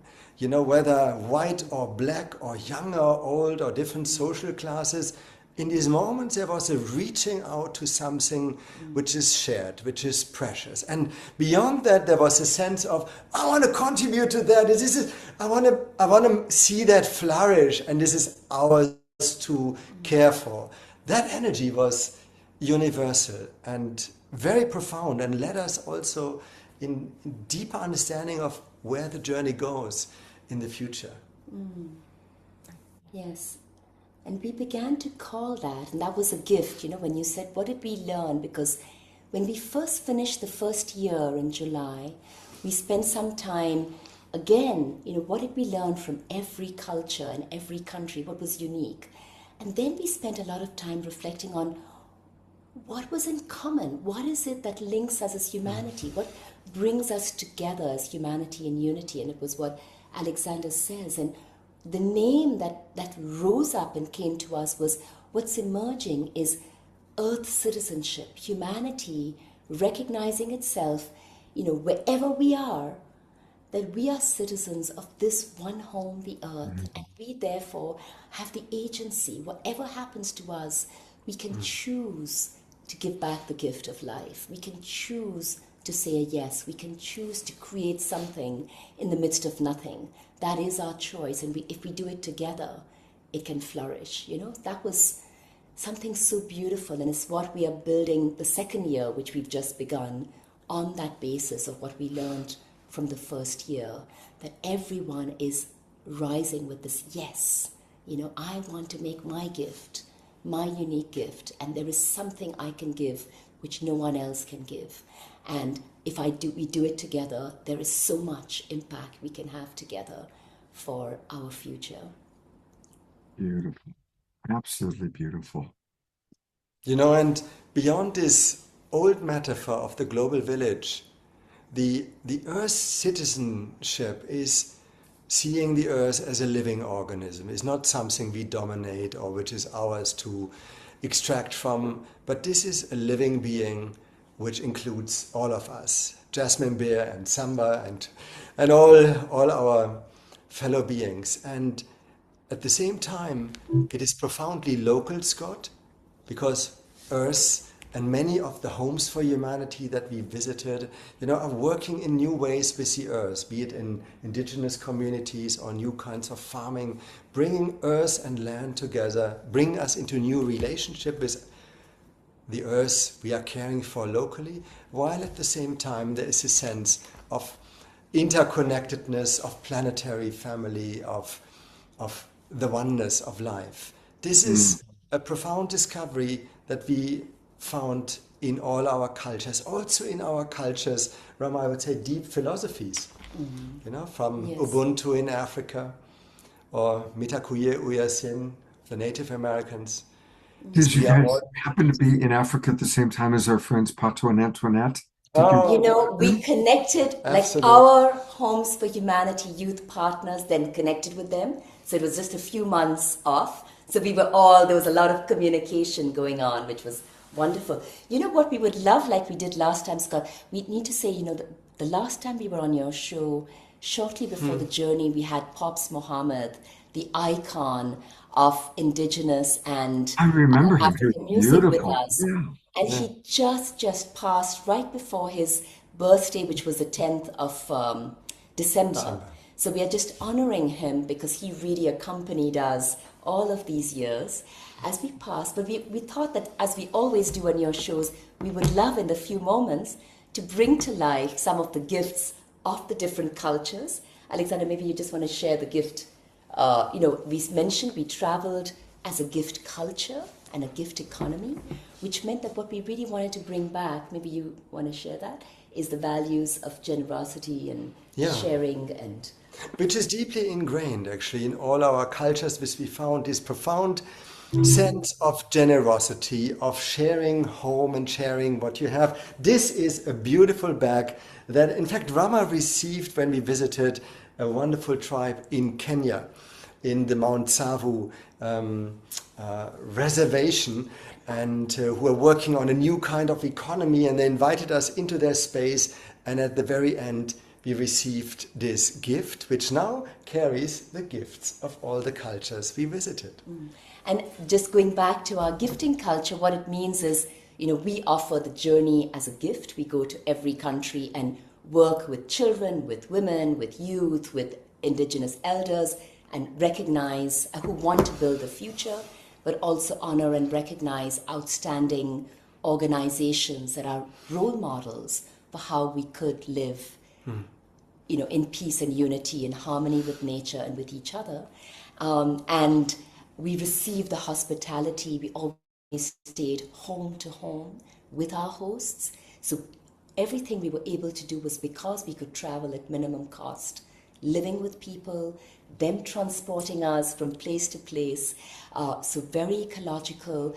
And then, the few gifts that we received, financially from well-wishers to enable this to happen. And the impact in 1 year made us realize, my gosh, if that could happen in 1 year, what can we not do in the 7 years of the journey? So we can really experience every year how this world is coming into being. So just a few cloths, if you're up to it, that we could travel with, yes. So this one has one cloth from every country or community we were in, which we received. And the beauty with cloth is, it's really the coming together of nature and culture, right? Because cloth is made out of nature. And so when we travel with it, people touch it. So they feel they're connecting with all of the people of that country. So it's quite powerful. So we had just chosen a couple of poems that Alexander wrote in the countries as we traveled, his morning poetry, and a couple of, not the full stories, but kind of like a little dash to take you to take all of the global tribe to the different continents we were in, and into the second year, which has just begun, because we've really been traveling with you. You've been with us, the global tribe has been with us. It's been an awakening journey with you. And we would love it that as the years unfold, we are tapping in with the global tribe, regularly, season by season, to continue this journey together. Yeah. And Scott, maybe just to mention the global tribe, it's so beautiful how many partner organizations also work with us, from the Holo Movement and Purpose Earth, or Tatiana's organization, Ignite. All of this is coming together. World Future Council. And the prize. We could come It is very true. It seems like it started with the pandemic. And March of 2020 is when the Global Peace Tribe was born. And I noticed that is when Unity Earth and the Field and so many organizations began around that time. And instead of there being this kind of competitive, thing that it used to be like that with nonprofits, everybody just supports everybody else. It's, I grew up in LA, which was Los Angeles in the entertainment industry, which of course is highly competitive. And just the lack of competition and the amount of compersion, I love that word, compersion, that takes place within all of our different groups. Just like, of course, the moment I mentioned Patra and Antoinette, of course you're collaborating with them, right? So we're all teaming up in our own unique ways, which is such a beautiful thing. I want our audience to know how they can learn much more about you, because this is just a little homeopathic dose of your amazing medicine. So please go, everybody, to homeforhumanity.earth and set aside some time because there's a lot to look at. It's a very elaborate website. And this is, of course, what we're talking about. They just got back from 20 countries, and there's so much to share. They've got videos, and it's just beautiful exploring. I was taking a look at it last night, and there's so many parts to what's happening here. So please, let's all support Home for Humanity. And when we go back live, I'm going to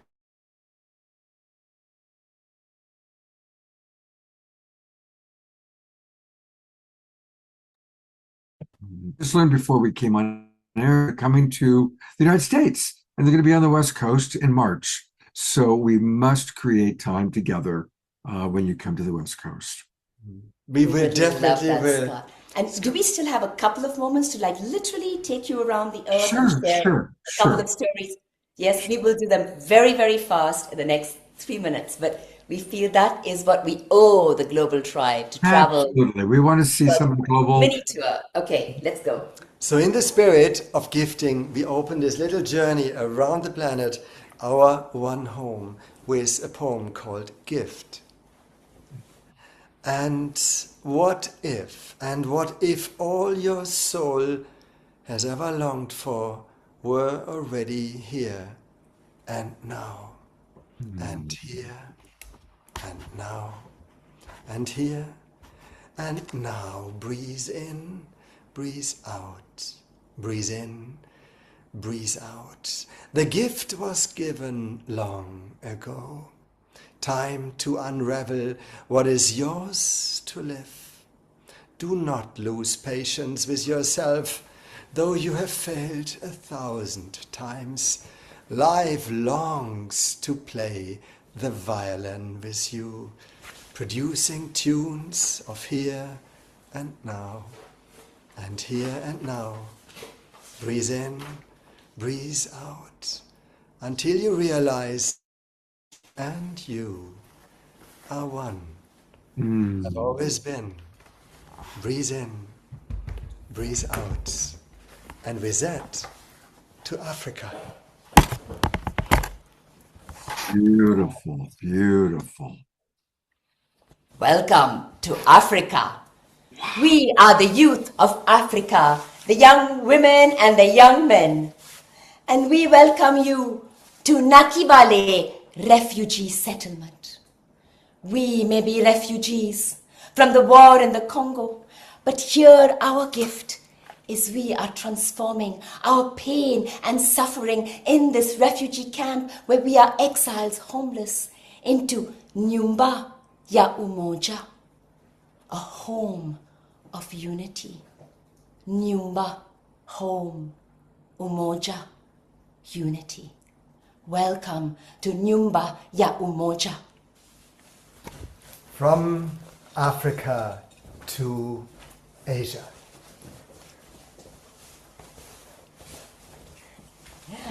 Namaste, namaste. We are the women of the slums of Mumbai, Oro. And our gift that we offer you is to transform the violence and oppression that we have suffered and our belief in our powerlessness into our realization. We are not powerless. We have the power within ourselves, in the inner home of our hearts. We have the power with each other in the local homes each one of us lives in. And together we have the power to transform our powerlessness, to bring about change in the whole world, because this earth is our one home. So our gift is Shakti. Shakti means power, and all of us have power.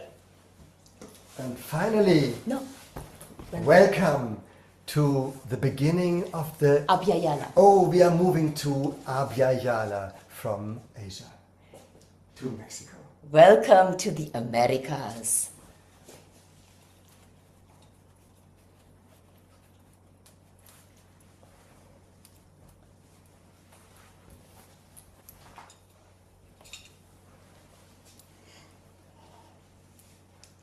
We are the indigenous elders of Abya Yala.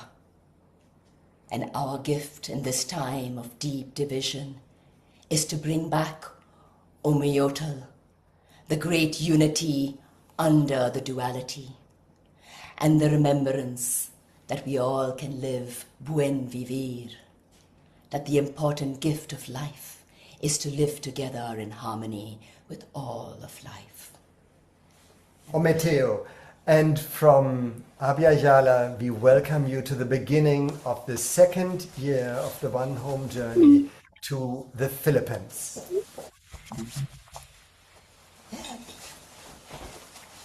Welcome to our school.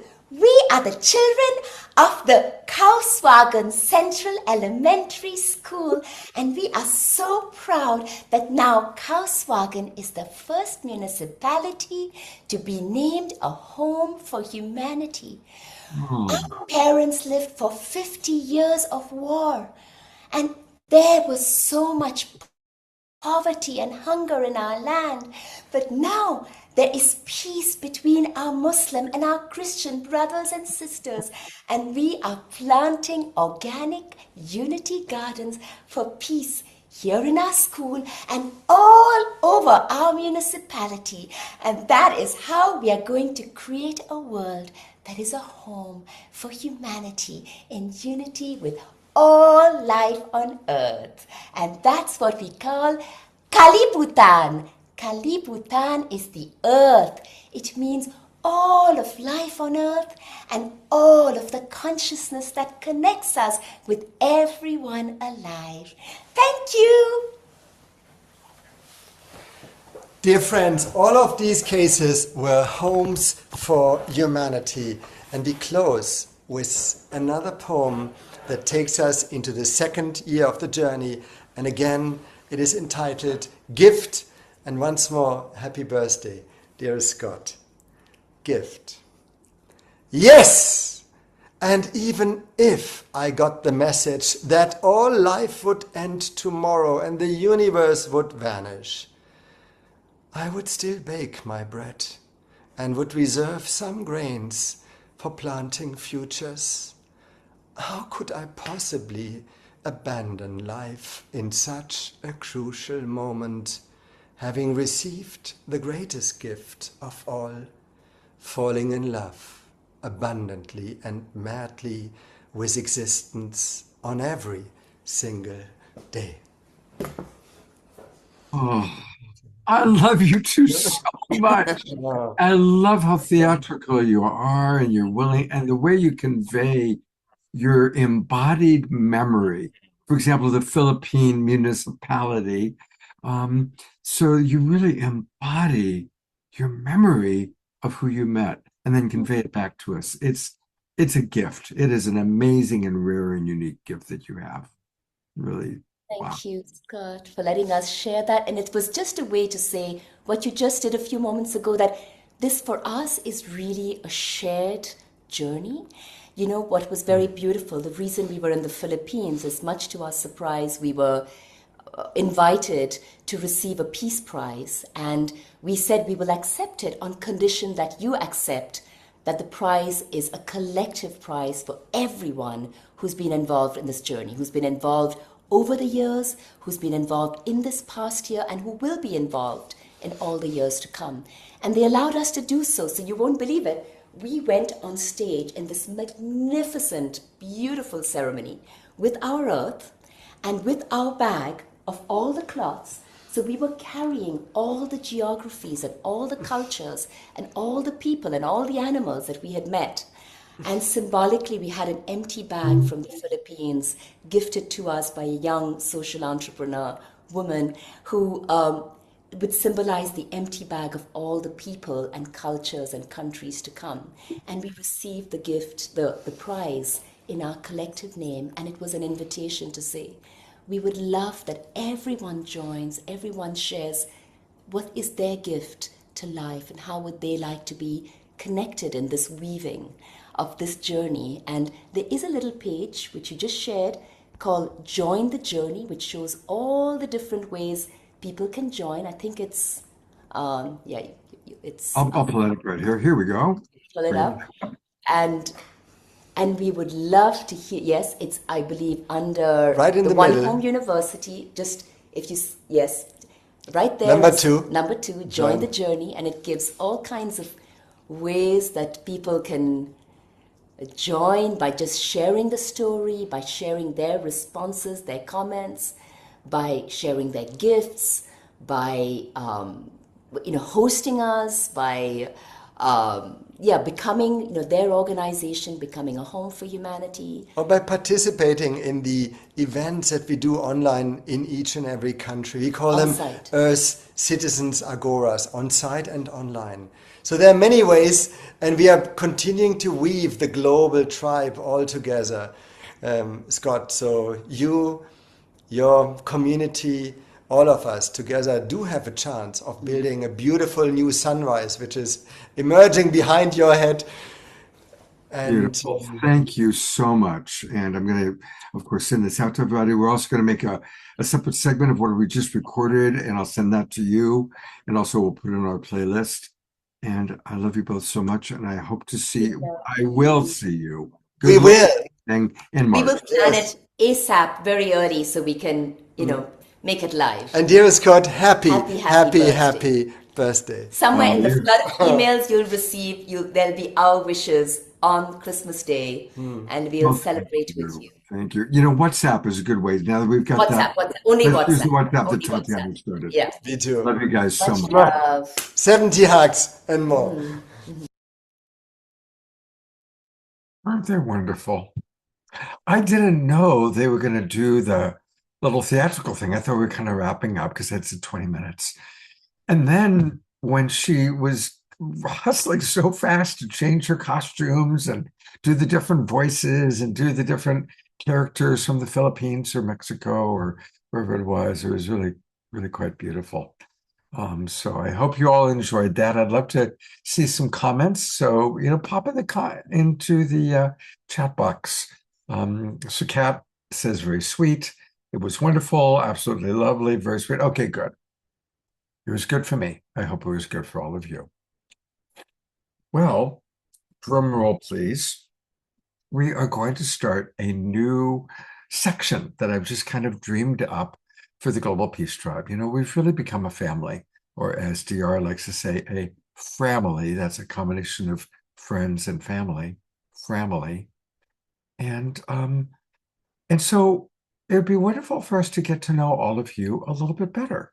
Because each of you have an amazing story. Each of you have, what brought you to the awakening world.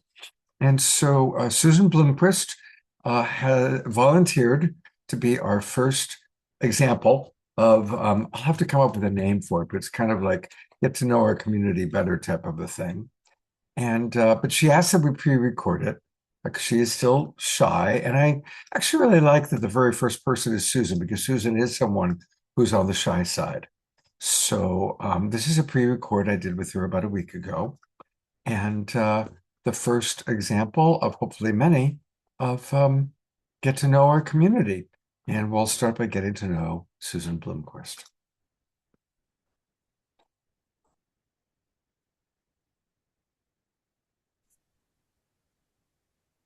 Susan, I'm really happy to be talking with you, and you've been a big part of Global Peace Tribe for a long time. And I'd love to hear a little bit more about your story, about maybe how this community has had a positive impact on you. Thank you. Thank you for letting me tell this, because a lot of us have stories in the Global Peace Tribe, and we've supported each other and upheld by listening to and holding each other in your container. So we are all very grateful to you, but I think that in my case, I just want to talk about why I am in particular grateful for this whole situation that you have been holding. So my story, I'm going to go back to,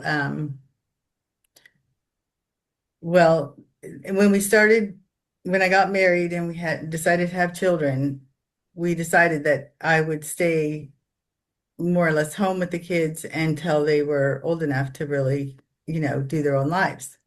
And when we had kids, I bought a business that would be able to be alone while I took care of the kids.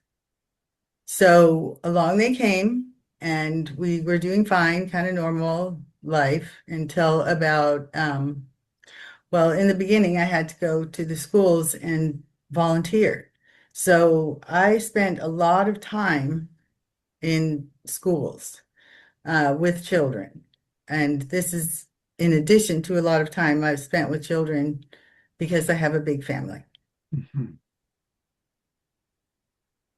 So that history makes me similar in story to a lot of teachers, and there's a lot of teachers on the Global Peace Tribe. Yeah, that's true. We attract a lot of educators. Yeah, a lot of teachers. And so I'm not a teacher, but I was there. I was there day in and day out for years. I mean, because the situation is kind of out of control. I mean, schools do not have nearly enough people to take care of the jobs that they're supposed to be doing. And there's always some volunteers, and then they would just sort of be the volunteers year after year, and they would do the job. But my life just went away because there was such a need for young people to have just anyone there to help them grow and get in through their lives. I mean, just get through recess for one thing. So I witnessed a great deal of childhood behavior and parents and teachers and how that all was. And so when I came to the Global Peace Tribe, I had come from a place of that experience. And then in addition to that, much worse and crazier, my children were diagnosed with Lyme in 2012, I believe. And they had had years of difficult experiences in school. The bullying is out of control, and they wouldn't go to school a lot of times. They'd be sick and they'd stay home. And I'd have to talk to a lot of the administrators.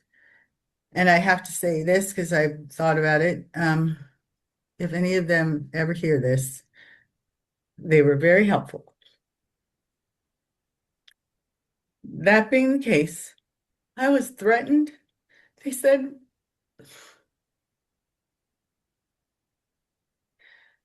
the CDC decided that there was no Lyme in Colorado. So none of the schools had any policy for us. We just didn't fit. There was no policy. There was no policy for my kids staying home. The doctor we were working with, who was really considered one of the best doctors in the country around this, and has a list of clients that you can't get through, he said it would be best to go ahead and try to do school. And so we tried half time, and that sort of worked, but not very good. And then just things happened, and there was no policy. And the reason I am so very much in honor of Chief Phil is because there's like ways you deal with things, deal with people, and the principles of unity and development, they were never applied in school. And so the journey was very difficult. And so when I found the Global Peace Tribe, I was not in a good place. I also had no idea how to talk on Zoom or communicate in this way. And so that was a huge learning curve. And a lot of us depend on you, and there was like a period when all of us were like, excuse me, how do you do this? And I mean, you were really supportive about all that. so you helped us grow, even in the way of communicating in the new modern way, right? Like we grew up and we communicated person to person, and school is person to person. Kids, it's face to face. I mean, you just never do this. So, being able to mature, being able to be with other people who've had really difficult times, and having that camaraderie and your care for all of us,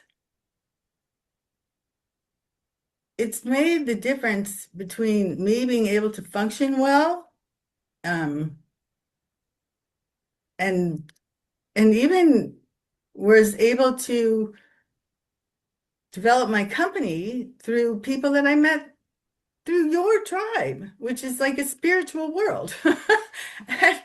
And I didn't expect, I looked when I first came to the Global Peace Tribe, I was thinking maybe I'd find people that would help. And they did. And this whole journey I've taken was because of open-minded people that came through your show.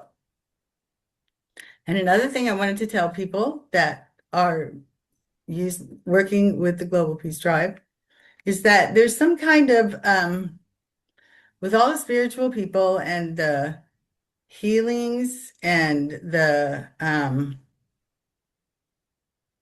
just the presentations and all the different presentations, each person with their different needs will find something that resonates. And that's part of the testimonial I wanted to make, and that just without having to see it all, you'll be led to the right place. There's some kind of magic about all this. It flows, and all of us have shown in our faces, in our presentations of ourselves, in our ability to communicate with each other. This is a real triumph. And it's not hero worship. It's genuine gratitude for people who needed a little bit of leadership to get out of like stories. And so many of us have really been able to walk with more dignity and more peace.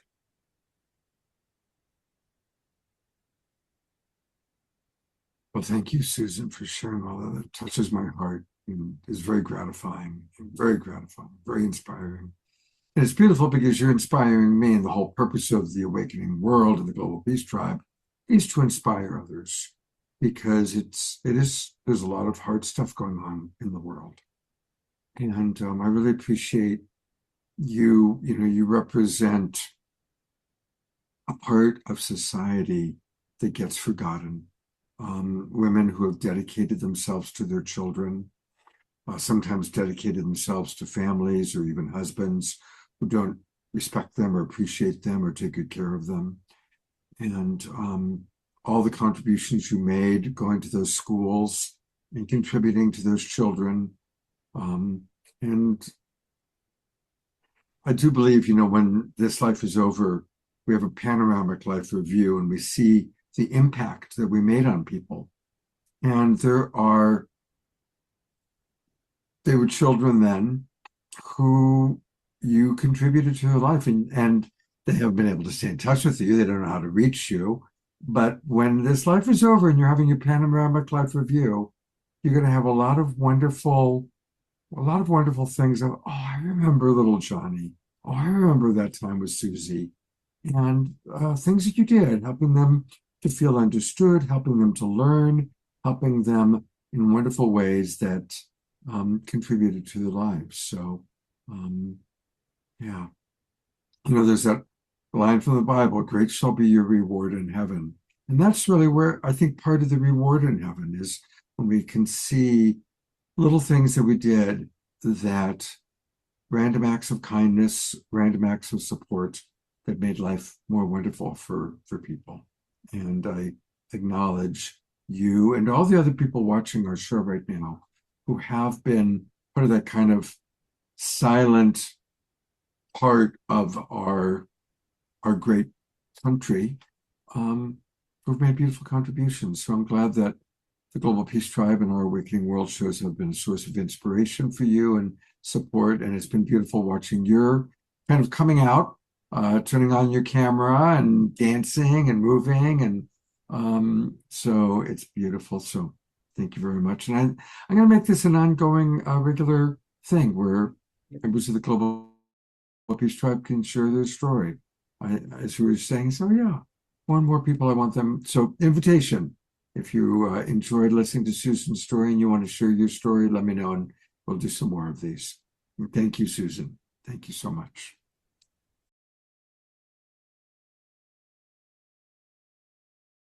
Oh, and mute. Isn't that beautiful?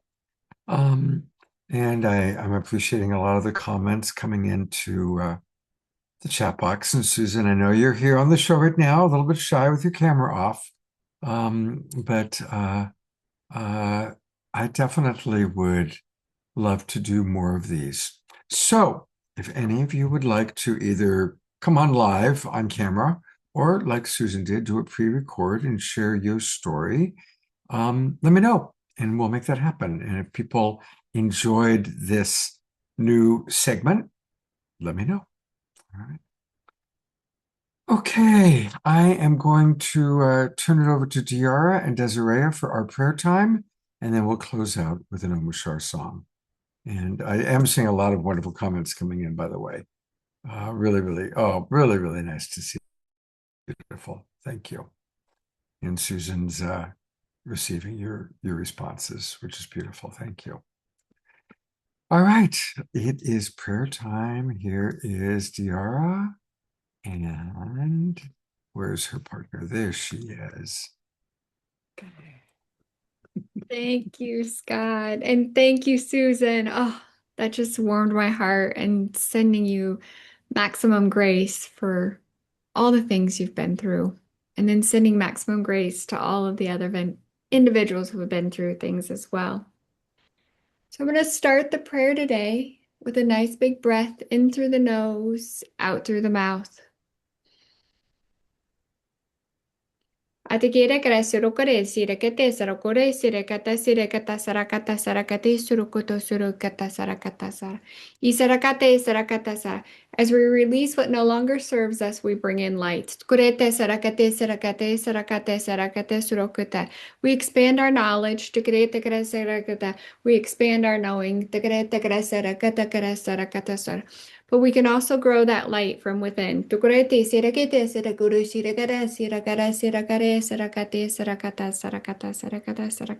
angels will help you expand that now.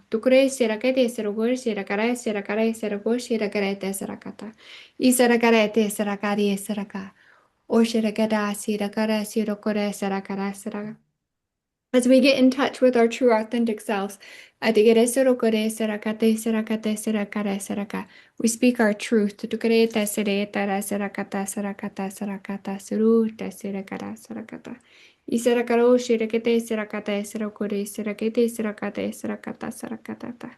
You are blessed. You are loved. It all comes within. We honor you.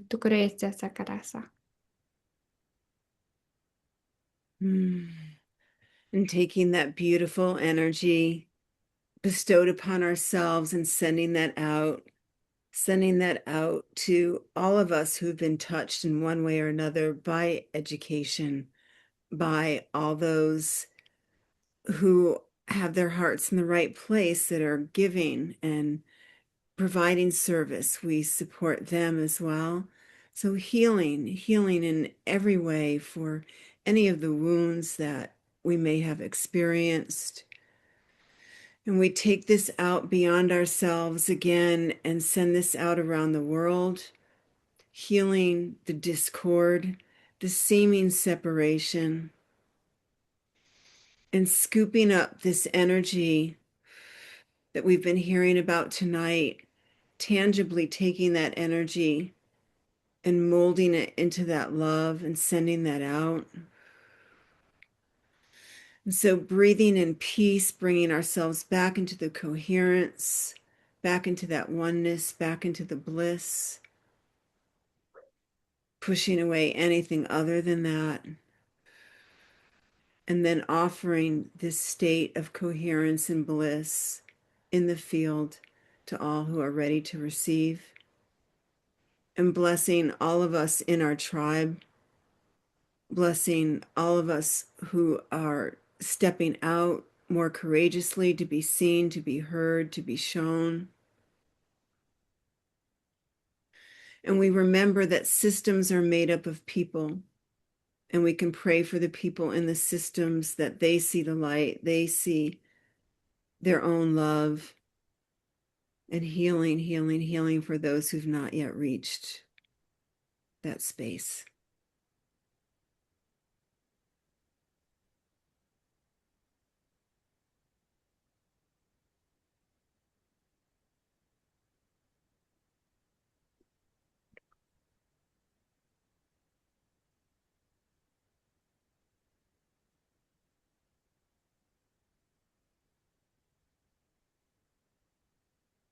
Just have a minute of silence, and everybody can put in either in the chat box or silently expressing anything you're holding prayer for. And of course, we pray for all the places in the world where there's violence, hurtful choices impacting innocent people.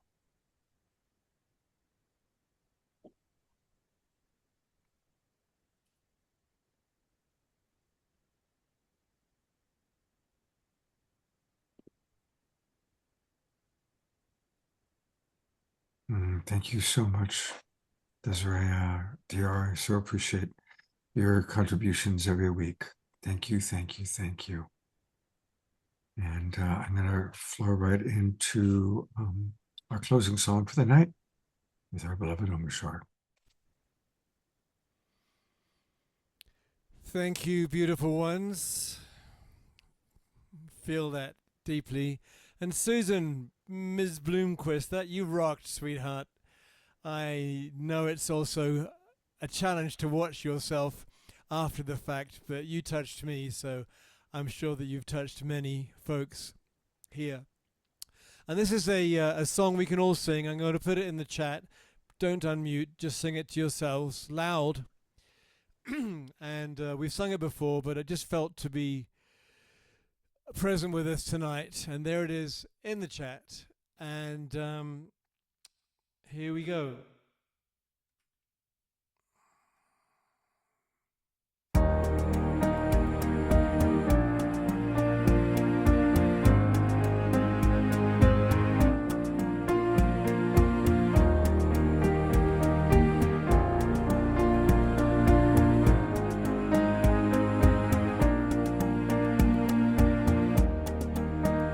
Why have we come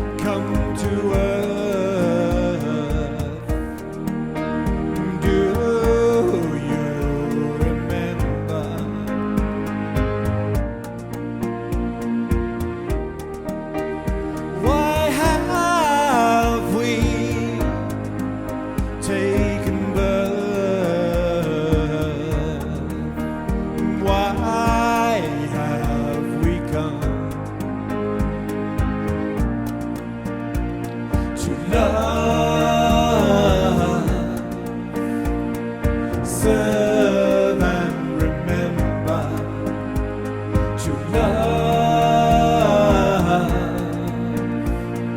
serve and remember to love,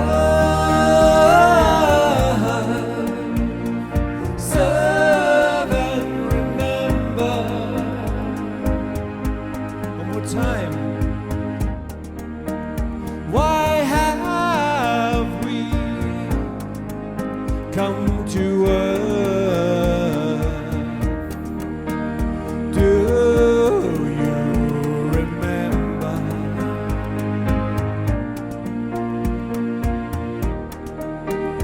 Why have we taken birth? Why have we come to love, serve and remember to love, serve and remember to love, serve and remember to love, serve and remember to love, serve and remember. Why have we come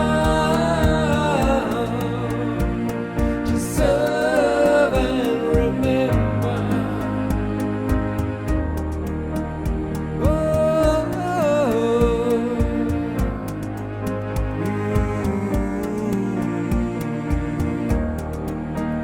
Why have we come? Last one. To love, serve and remember to love, serve and remember to love, serve and remember, remember to love,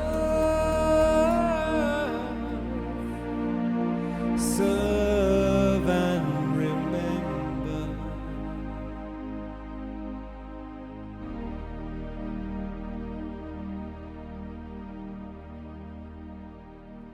Why have we come?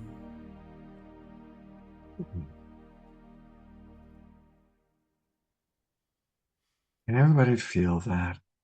Can you feel the love emanating from Omoshar and then rippling out through the people moving and holding space?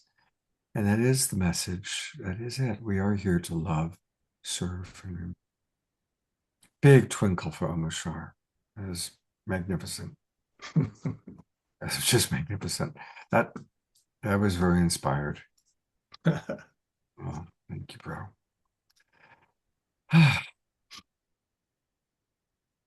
Oh, yes. Maximum grace to Scott and his bi-location.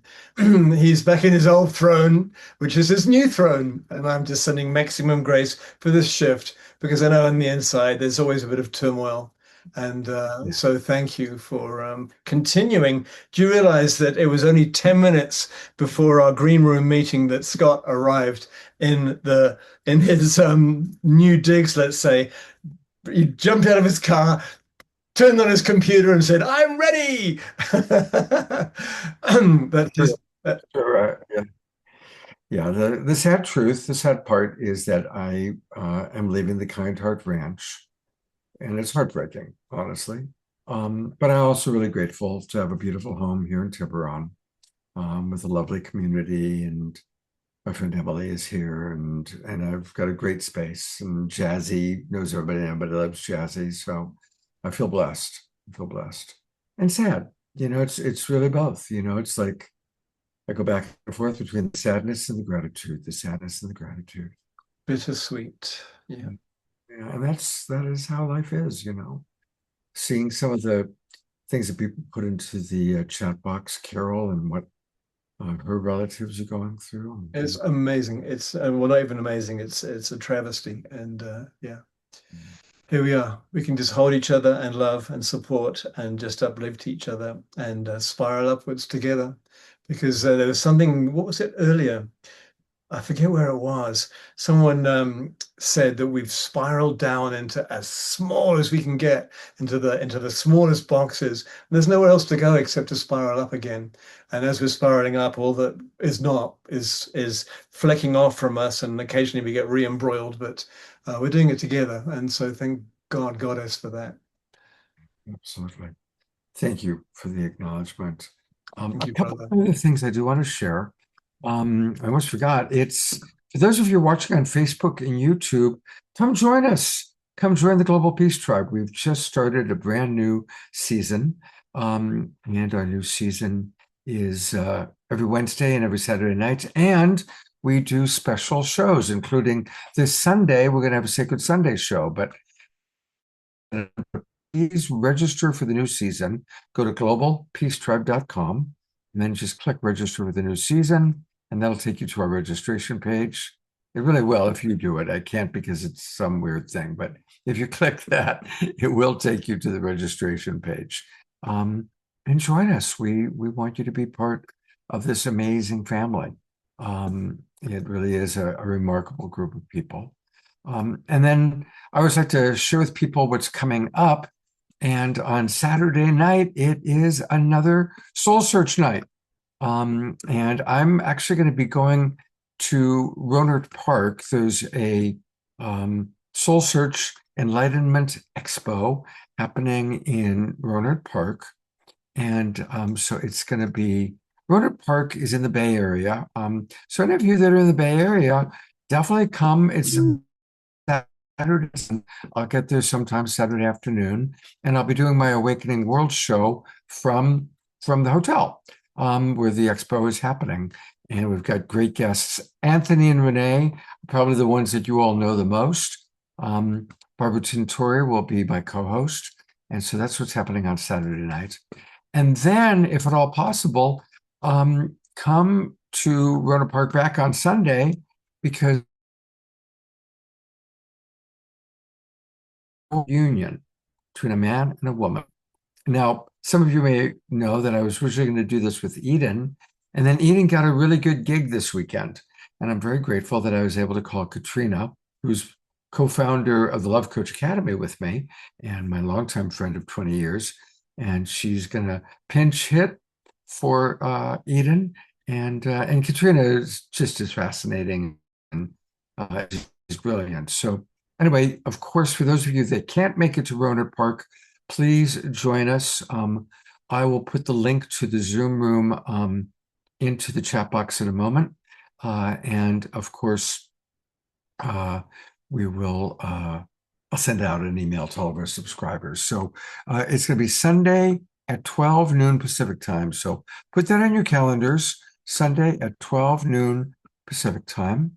And I hope to see some of you in person, and it'd be really wonderful to see all of you, hopefully online in the Zoom room. And I'm going to get the invitation right now. Here it is, copy invitation. You don't need all that stuff. You just need this part. And I'm going to put it into the chat box. There you go. So take a moment to copy the link. That's the link that I just put in for this Sunday at 12 noon. And hope to see as many of you there as possible. The last thing I wanted to show is, as you know, I've dedicated this year, both Kristen and I had such a wonderful visit with her when she came to visit. We have dedicated this year to magic, mystery, and miracles. And our dear friend Dorina has created another gorgeous art piece, if you will. So in the center, we have magic, mystery, and miracles. And then she's added as kind of words of intention, happiness, harmony, co-creation, coherence, healing, and wholeness. I think it's a beautiful, beautiful image. And I'm so grateful to Dorina. She always comes in and asks wonderful questions and created those beautiful posters for me on my birthday. So thank you, Dorina. You are a wonderful, wonderful member of the Global Peace Tribe. I want to thank Dr. Kat for her wonderful presentation. Is she still with us? I think she might have gone to bed. Gone to bed. And of course, our new friend Jackson Strong. And most of all of you. Thank you for being such wonderful human beings, dedicating your lives as all of you have. I've got you on gallery view. And have a beautiful few days. I hope to see some of you maybe in person on Saturday and all of you Saturday night online and again on Sunday. Take care, everybody. Have a beautiful evening and good night.